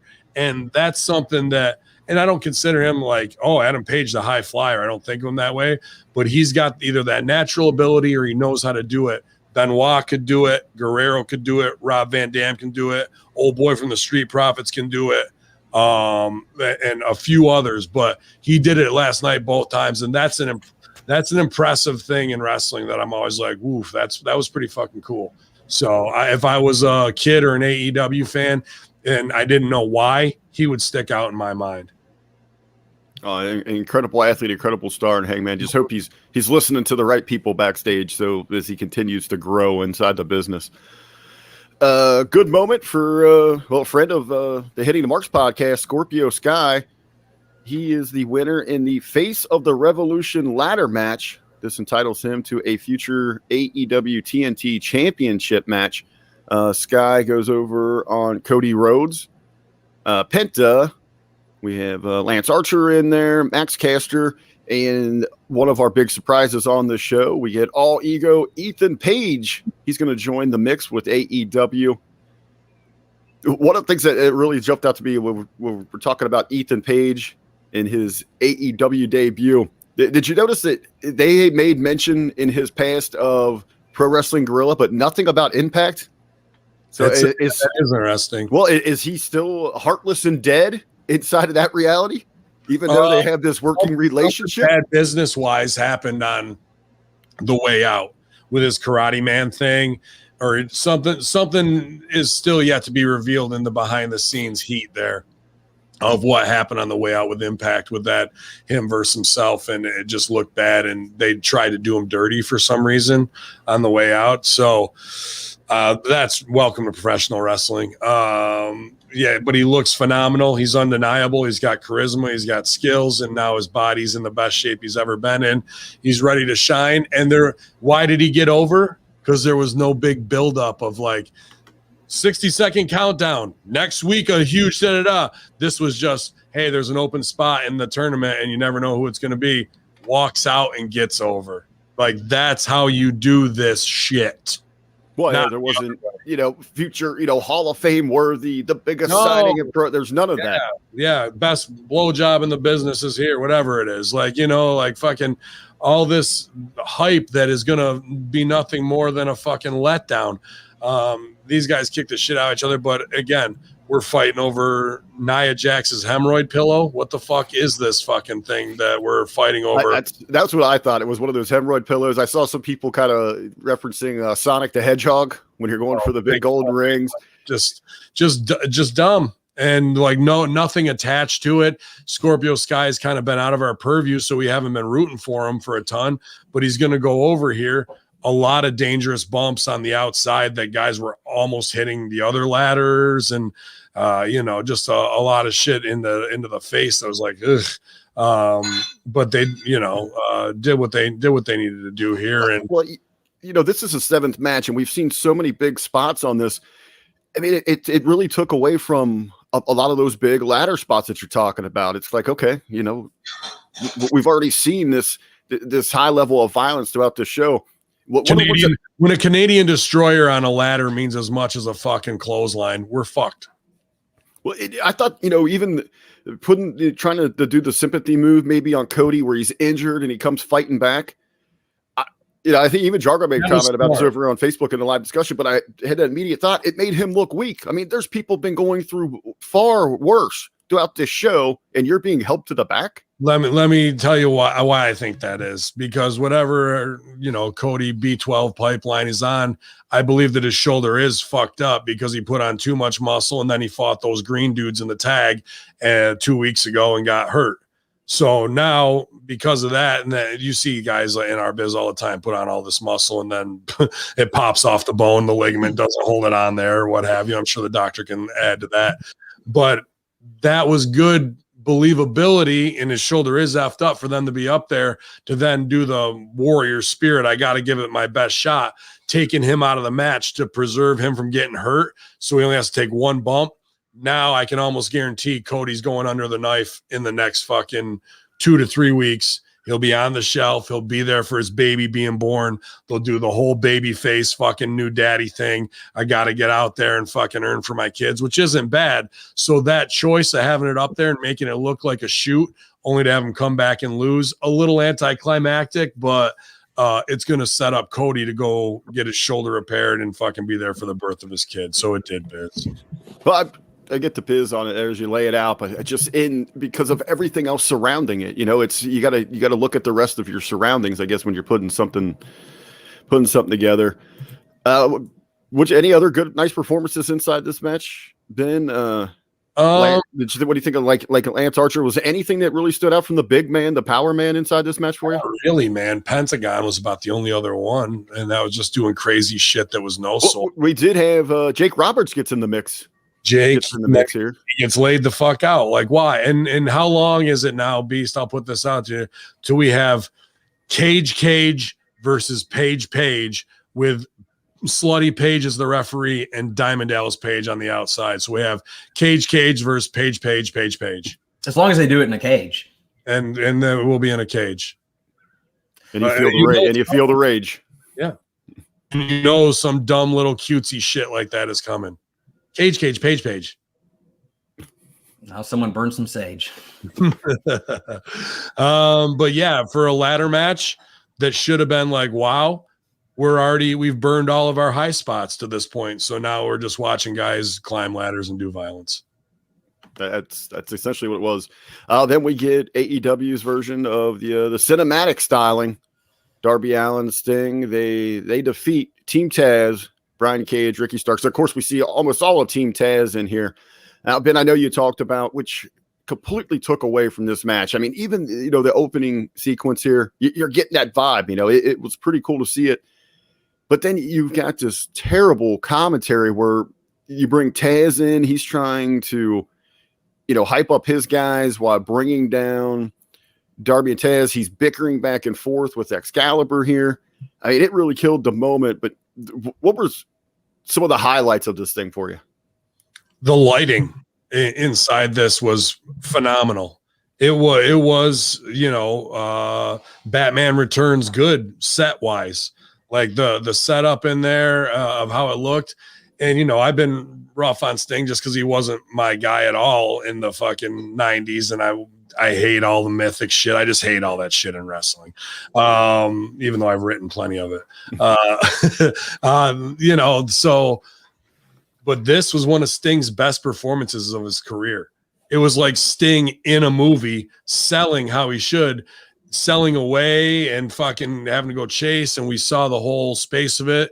The drone flies, the fucking zoom in. And I guess Darby was the director of this. Yeah, they said I guess he has a background in film. He kind of took the realm on it. B, so this thing was set up. It was in like an old abandoned warehouse. They had the ring in there. Perfect lighting here. I mean, just the right spots there. Even in the setup, you have Team Taz. They show up. What were they in? Like a Lamborghini, something like that. I can't remember what type of car it was, but I mean, it was break up a little bit there, Ben. But it was a sweet ass ride. I mean, top of the line. They show up. Actually, it wasn't. It was like a neon green style. Oh, man, no, they should have had an orange limo or something. Yeah.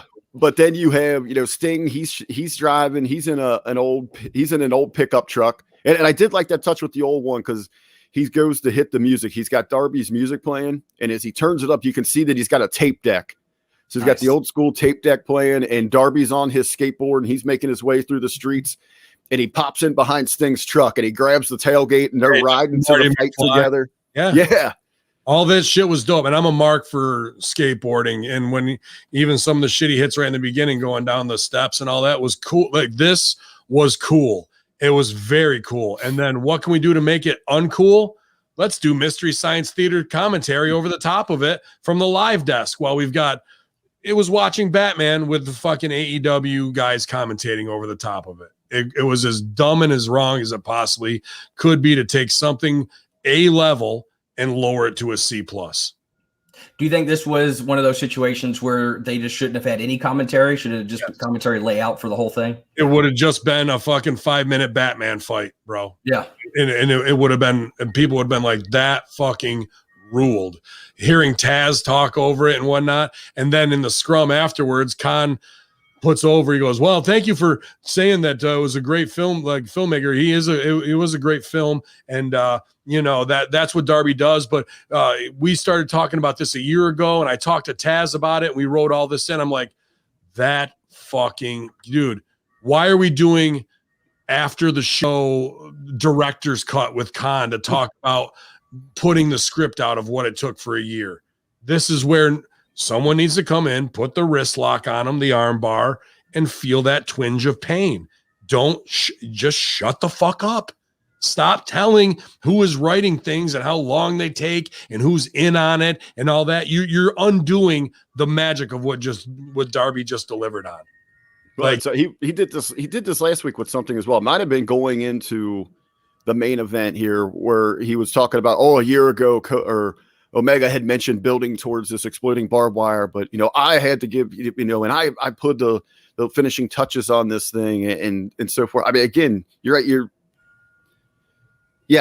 Your little bubble wants to go behind the scenes, but you're killing it for him. Exactly. It within 20 minutes of the reality you created, you're doing I, me, my, wrote this a year, all this bullshit.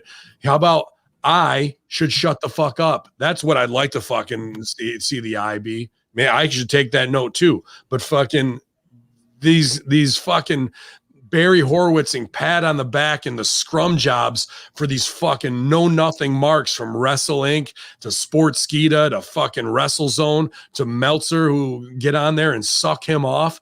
It is absolutely the worst thing he could be doing for the believability and going forward of his company. These self-serving fucking I wrote it speeches. Unbelievable, bro. The only thing that I really from the match itself, I mean, they're using all sorts of objects as weapons. You've got Cage getting hit over the head with a bottle, people going through glass windows, getting slammed into these old beaten up walls, and not an ounce of blood inside of this thing. Last week I had asked you guys Ben, when we were talking, it might have been when we did the Impact Tech last week, we were talking about just card placement, where you put this thing. It was entirely too climbing, especially leading in as your co-main event here, I guess, leading into the exploding barbed wire match. They were so close to each other to try to really enjoy and digest everything. Last week you said you would have put it almost at your intermission spot. You would have had the street fight. Give us some time to regroup. refocus, and then move into the barbed wire match. I agree. It did lose some of its flavor, but I was so burnt out on fall season dumb violence and that fucking Botchfest that was the battle royal that there was no like, oh, let's put the card together. We're 3.5 hours in. We still got another hour to go. You're like, it don't matter at that point. Your crowd is burnt. This is indie show card booking 101 where, dude, 2.5 hours, get in and out. No, we're going on hour 4. Well, nothing means nothing, and the crowd's seeing everything, and everyone just wants to go home. It really was. Around Facebook and the Hamin Media discussion group, you'd seen it. There's still 5 matches to go, and it's like after 10 o'clock Eastern or what, after 9:30 Eastern, it's like, oh my God, we got to get through this now. And that's the feeling you want from your audience. Oh my God. Yes. Instead of looking at the watch, going, oh my God, I can't believe it's over. Dude, look at was it Elimination Chamber ended in 2:45? And people were like, that was pretty decent. And we got through it. And okay, there was some shit, but okay. 4.5 hours by the end of the show. Everyone's like, are you fucking kidding? So we do get to the main event. As I said earlier, at this point, I'm tired. I've lasted it out, but we've got to watch. We've got the Monday locker room, but I went to that mindset. You know what? I like violence. Let's forget about everything that we've seen. Let's let these guys go at it here. Let's look for something special. Ben, we talked about. I'm sure we'll hit on again here just in a little bit, but the end of it and the fallout. As you said, you did like some things inside of this match. Sure. With Beast and I, what we're taught fundamentally out of the gate, what match are you in? A tag match, a fucking barbed wire match, battle royal. What do you have to do? You have to work the gimmick of the match. You got it. You work the gimmick of the match. So the whole gimmick of this match is, if your id is to not get thrown into this barbed wire. So they're really just doing homage to Funk and Onita or Foley and doing the same spots. But the guys who are spot monkeys are now doing slip out the back door and the threat of violence to avoid going into the barbed wire till we finally get that first payoff. I hope they learned something, because that was probably the best 5 minutes I've ever seen out of either of them. Didn't hit a move. Everything was implied. Worked the match of I don't want to go into this shit. And then we get the first explosion and we start having to go into the blood and guts of it. But that first 5 minutes was one of the few moments of brilliance that I've seen in AEW. Not brilliance, just doing things how they should be done. Working the match the right way. The threat of violence is just as important, if not more important, than the violence itself and the avoidance of it. So go ahead, Beast. But that's how I felt about it. They worked the match the right way. And I was like, after 4 hours of shit going, okay, we'll sit in and watch this. And then I was glad we did, because we got botch of the century at the end, the worst botch in history of wrestling.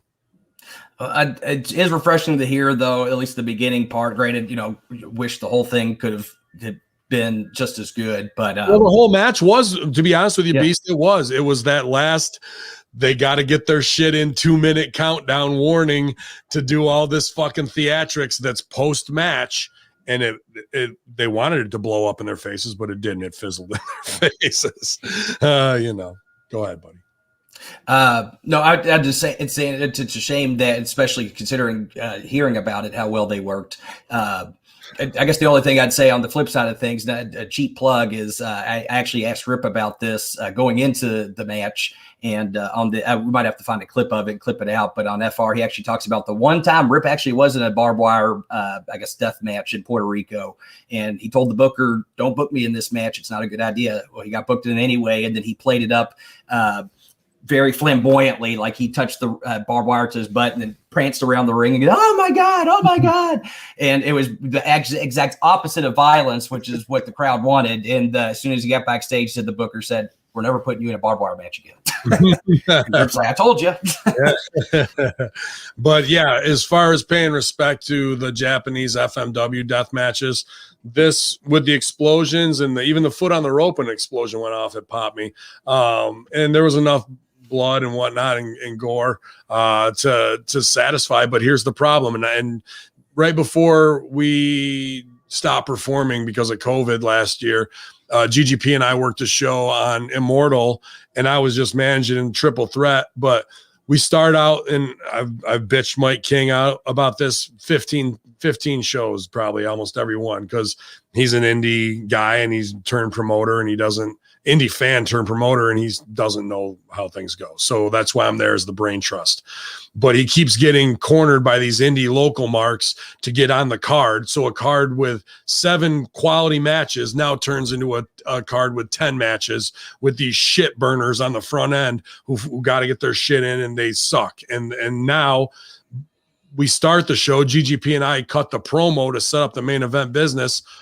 3 hours and 45 minutes later, we come out for the main event, and half the crowd is there because they had to take their kids home because they're burnt out from everything that they've seen already on these shows. So now we have half the crowd, little pop in our long-term storyline because the promoter bowed down, and now the show is 4 hours because these shitbirds had to get their stuff in on the front end. And now the whole show doesn't mean shit anymore. What could have been a complete thought and a complete feeling for your audience is gone because we went 4.5 hours. This match starts 3 hours and 45 minutes into the show. So they're already fucking fighting from underneath to try and keep anybody. I guarantee most people who were watching it turned it off because it was so late and watched it this morning because of the internet buzz. And now the fucking mood isn't there. The feeling isn't there. And everything, every bump that those guys took and every ounce of blood that they bled means less because of all the douchebags on the front who had to get their shit in. It really what a shame is, as a main eventer, you work hard for that spot. Mm-hmm. You want to be the best of the best. You're the top entertainers, the marquee. And thanks to your promoter, and they're wrong. I don't know. They're wrong tactics. They're ignorant. Dude, Mike King is just as ignorant as Tony. Mike King from Immortal, nice enough guy. The envelopes are always there. The payday's there, and we can get some decent houses.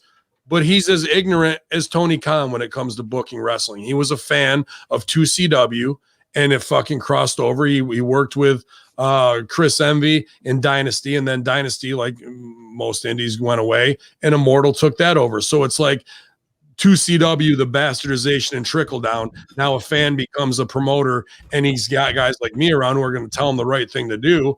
But when you only execute 60% of that, we die on the vine. You have to execute 100% of it and hope that maybe 2% lost gets fucked up. Go ahead, Beast. You know, I don't think there's ever been a promoter seminar, Ben. Maybe we might have to do maybe we'll do a one-off and see how it goes and see if we get any interest. Because, I mean, I know there's a lot of promoters that need the help, and if they're willing to learn, then, you know, it's something that I feel would only help wrestling and just get my wheels turning of, you know, maybe there needs to be more education out there, because really when you think about it, unless you've had a chance to help run a promotion yourself, you just never really get that knowledge and experience. And, you know, we're in fortunate situations that we've been in those spots, so to speak, and so potentially could. I've talked to Strangler Steve about it, and he goes, "Fuck them. I'm going to die with my knowledge. They don't deserve to have it." That's how he feels, and that's how Rip feels too. But the thing is, I'm still here. I still want better for wrestling. I don't want to watch it die. So at the same time, it's like, well, you know, will it make a difference? I don't know. There's a good chance it won't. But at the same time, if it helps one promotion be better, then I think it's worth it. Hey, I'll say that one promotion. I've said that to Mike King on 3 different occasions after it was one fail of putting those fucking shitbirds on a show, and it's happened 3 other times. So you can talk to your blue in the face, but until people get it and execute, and then even at the end of the show, it's always that sad sack. Well, I know they weren't here for the main, but that's because the show went long. We try to do that, so let's stick to times, guys. Let's get these fucking dead waiters off the show because they worked you to fucking do it. Now you see why the main's fucked up when the guy you're paying the most to, GGP, it doesn't have the crowd in the audience, and that's the guy who's going to bring them back, you know? So, and again, the same thing goes with Khan. You could explain all this to him, why a 4.5 hour show is absolutely retarded, and, you know, and fucking be tweaking out. Nah, I get it. Okay, next time we won't do that. 5 hours later on the next pay-per-view. Okay. I just want to say, when it comes to Beast, that's Zach Reason. great guys that I'm working with, tremendous passion. I told them, I said, we need to bring someone in that knows what the hell they're doing. This is going to be a success. And it just so happens that I know someone right down the road from us. So what we do, we reached out and we brought Beast on board to take the reins with us there. But that's the thing, that you got to give Beast the reins. You can't just go, what's your idea? What do you think? And he gives you fucking gold, and then they go right back and do the same Mark shit again that fucking got their foot caught in the bear trap like last time, bro. You have to listen to the guys who know. Shows have to stay at 2.5 hours. If you go past that, you're dumb. Yeah. Well, gentlemen, if I could share one sentiment from this show here with AEW Revolution, it goes back to something that Dr. Tom Pritchard shared with us on Saturday night. And this is a story he credited Jim Cornette with it, but I'm sure you guys have heard it in some variation from Rip. When we're looking at getting everything in match after match, looking at the same move sets, the same false finishes, whatever it might be, think of it as when you come home from work one day and there's 2 elephants fucking in your front yard. That's pretty amazing. That's pretty incredible. You come home the next day, wow, they're still fucking. It's pretty incredible. You come home on the 3rd day and they're there. It's just 2 fucking elephants. Pretty much, and I'm like, Nia, come on in. It's cold outside. Fucking get out of there. It's your hole inside. Yeah. Yeah. But yeah, dude, for the effort that these guys put in, they're their own worst enemies in undercutting the value of what they can do. And that's their number one issue, along with having a promoter who's working on soccer, NFL football, and then this, and still has time to go on mark-ass podcasts, like to try and put shit over, or do a fucking scrum afterwards for these dirt sheet writers who don't know up from down and have never been in the ring or booked a show. But for the fucking fans, there's the supposed pros on this shit in their mind. It's a business exposing bad and embarrassing once again, dude. And guys are just going to pick away at them with all of the shit that they set up. We're going to be young, fresh, and new. Hey, get Jake Roberts in the ring to get knocked out. Hey, Tully, you're in a 6-man. Hey, which I called a couple months back, to be fair. So I don't know if they're going to finish out the angle like I pitched, but I was like, hey, maybe they're listening.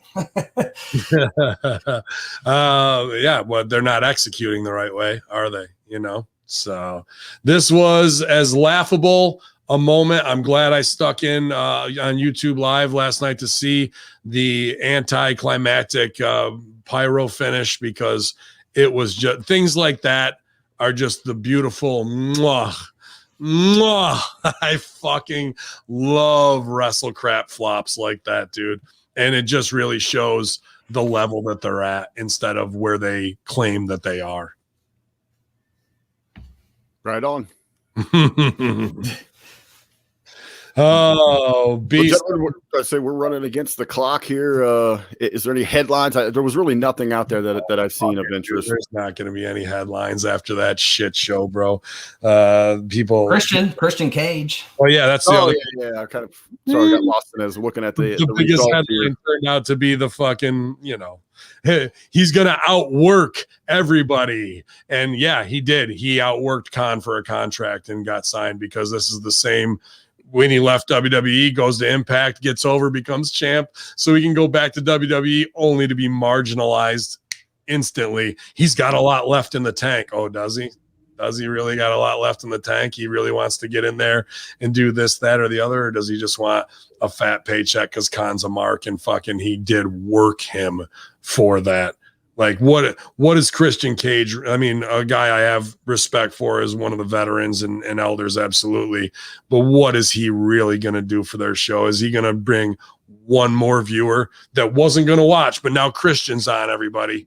I got to see this shit. I would say the value in Christian is more so, I don't necessarily expect a big ratings spike, but I would hope that if they are going to utilize him in the ring, it goes back to the only way to get better is to work with people better than you, and having someone at the caliber of Christian that can actually get in the ring, unlike someone like a Sting that's really going to be relegated to more, cinematic matches and things of that nature, or other veterans that might otherwise only be doing spots here or there. He'll actually have a chance to work full matches with some of these guys, and maybe over the long run, it's not going to be instantaneous, but if any of his capabilities as a wrestler rubs off on the guys, I see that as overall a win. Is it worth the value and the money he's being paid? I don't know. Time will tell. But I do think having him as someone that can get in there with the talent and actually teach them how to work, I see that being a good thing. That'll be awesome when the company folds and they can all go back to the indies and be good workers, because that's what's going to happen. We're seeing I mean, I know we all are seeing it. This is WCW, end of days Jarrett, transfer to Dixie era Impact. It's the exact same road and model, and exactly opposite of their SJW agenda, where they say we're not going to do this, and then they do completely that. Well, super accelerated because we're only 2 years in. So yeah, and it didn't. That's what I'm saying. 18 months, it'll be out, and then AEW will go down in history as the worst promotion in the history of wrestling, because they had it all and they blew it all that quick. Where at least WCW could hang in on the ropes, and Impact is the zombie that can't be killed. Where this will be in and out, and it will be a laughing stock in 3 years. AEW going down is the worst. Somewhere on the other side in the afterlife with a big old line of cocaine, Herb Abrams is smiling. Yeah, man, might as well at this point. I felt bad for JR last night, kind of losing his voice, but I think somebody got him some halls and he was able to kick out and come back. But there was so many points when they would cut to Shivani and JR last night, and you can just see they're broken men, like having to watch this shit and knowing how bad it is. Shivani sat there like, I don't even think he knew the camera was on him, where he's trying to do like happy voice, but his face is telling the tale of like, like it's so apparent, dude. And nobody's even trying to fabe anymore. JR probably had 20 great lines last night to expose the Mark stuff that they were doing in there without saying it. I started trying to write down a few of them. There were so many coming so fast. It was hard to keep up with. He has turned in. It's almost as enjoyable to tune in. He's become the king of the backhanded compliment. Because they don't listen and they won't listen. So as great as it is to have Christian Cage in there, and that they might learn something in ring while they're doing it, if Christian tries to give anybody notes, number at 10 from the fucking Dark Order, hey dude, you shouldn't be posing without your mask on. Like, it's important for you to protect that. No, fuck you. What do you know? That's what we're gonna get. Yeah. That's what we're gonna get. That level of shit. So. And then when it comes back to bite them and they're a laughing stock, they pass the heat. It's not I, me, my anymore, is it? So it's Scrum Dog Millionaire here on the Monday Locker Room, you guys. Man, what a week. And I want to say thank you to everybody who cheered Super Stickers this weekend. Had a lot of great people watching along as we were here at Mr. OVW YouTube channel, Ben Hamin. So thank you for your generosity, you guys, because we weren't getting those Twitch bits anymore for right now anyway. We're working on that still. But you guys were very cool and put down some whiskey this weekend, Beast, especially on Friday night during SmackDown. We got into her. So hope What are you up on today, Beast? What's going down? As always, making the old ladies do the squats. Just kind of getting caught up on things, continuing to stay on my regimen of nutrition and exercise to slowly work back into getting in ring shape. Not for don't get excited, not a big epic return, but just I do have a couple spots coming up, and then also just want to be ready for the call in case it ever happens, because you never know. You always got to be ready, and that's not after this show. I could feel your asshole cringing there, like the golden fucking circle was tightening up there on a couple of. But dude, there's no way to even go and fix this at that point. I mean, the only thing that we could possibly do in AEW is if you gave guys like me and Beast the women. Independent, yeah, and completely separate and independent from the goings on. And in fact, I even almost feel like in this day and age, it almost needs to be a separate entity where they watch the show as it happens, but book and write it so to speak, outside of the bubble of backstage, because then you're not influenced by biases and friendships and things like that. You're truly just focused on the story. And that's a different concept that really hasn't been done. Usually it's, someone that's on the road sees the talents. But at this, I almost feel like, because we've seen how much politics can just poison a locker room, and I'm not saying necessarily that's the case, but certainly there's politics being played on all the major companies. I think that would at least take out a layer of the political goings on and would only lead towards more quality for the show. All the performers who are agents have to stop. They just need to bring in the right mind. They have the right minds there, but they're obviously not listening or using them. No way Dean Malenko put any of that. If Dean Malenko put one thing together, it was Matt Hardy and fucking Hangman. Anything else, how could you say that he has his stamp on it? And why aren't they or us taking control of the women's division and getting these guys just away from it, because they don't understand what they're doing at all, and that's blatantly apparent, dude, from the opening moments of the pre-show to whatever that tournament climax was. It was just brutal, Bob. But appreciate it, man. Appreciate you hanging in there, Beast. Hopefully you can find some sparklers today and have your own exploding death match. Yay. Oh man, RBV working hard, man, with 2-man power trip. I was glad to see you guys doing all that with Dr. Tom. I can't wait to see more of that, and your education has just begun, son. So good on you, bro. I was going to say, we are excited to announce so much tremendous content there. All around great time. We ended up running long, about 90 minutes, sitting under the learning tree of Dr. Tom. Again, just not about professional wrestling, but what you can take in life. Hey, to show everyone what they missed out on, so they can join in, get on board with the 2-man power trip Patreon, the TMPT Empire over on Patreon.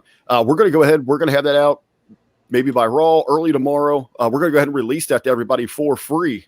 So that they can listen in. You can hear about some crazy tales from the past when Dr. Tom was going to gimmick a condom full of blood and had it in his mouth. That's a hell of a story there.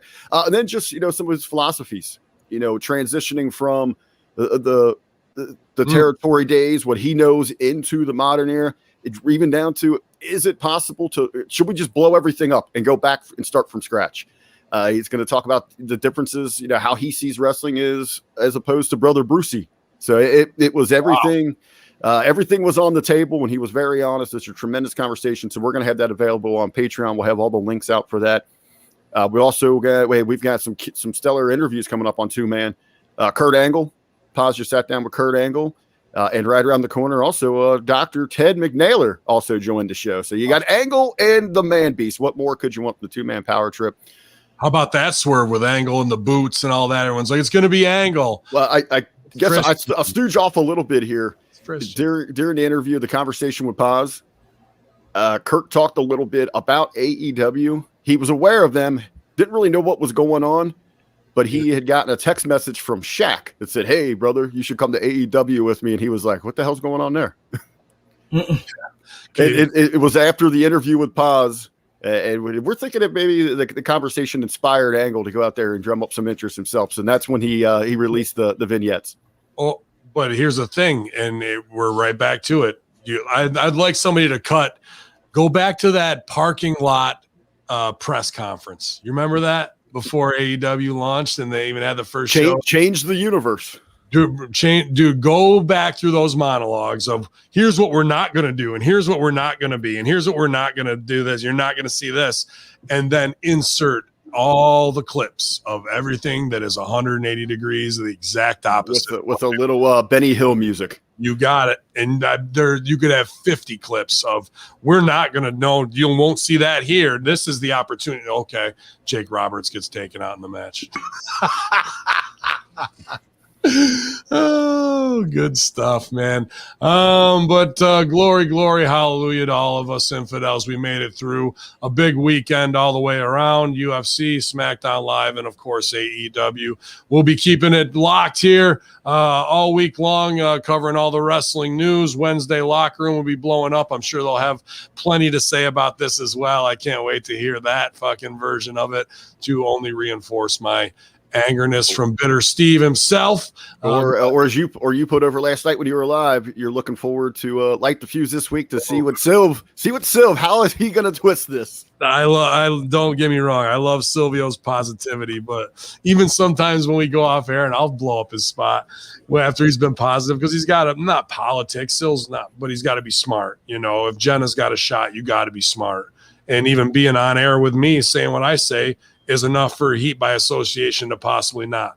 But at the same time, are you going to not say the truth and let the industry get beat down and turn shittier? Or are you going to say the truth that some people need to hear in a harsh way, as opposed to these scrum dog millionaire calls where everybody's sucking them off and it's only making the problem 10 times worse?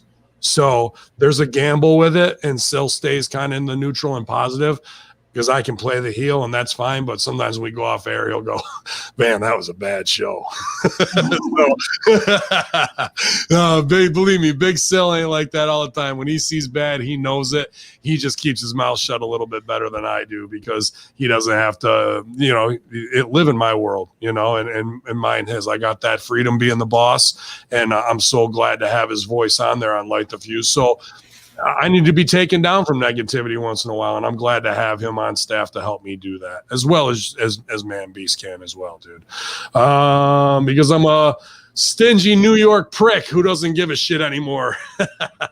But you guys can go to all of our sponsors, thebrosters.com, all March long. Get 33% more for free. ZordosOliveOil.com as well. You guys appreciate everybody doing everything they can to keep those brands healthy, because they support us and everything that we're doing. ProWrestlingTees.com/Ben Hamin/ Dr. Manbeast. What was it? DR Beast. DR Beast. You guys, you're putting it right back in here at Hamin Media Group, and we'll keep it all free on that side for you. Plenty of Patreon stuff. The new Rip Rogers FR episode, the new Beautiful People's out there, new A show for free, Stevie Ray TV. We got big things going on there this week with another Impact face-to-face with ODB and Deonna Purrazzo facing off before Sacrifice. So it's all Hamin producers hands on deck, with 2 or 3 other big name secret projects that I signed in the last 72 hours.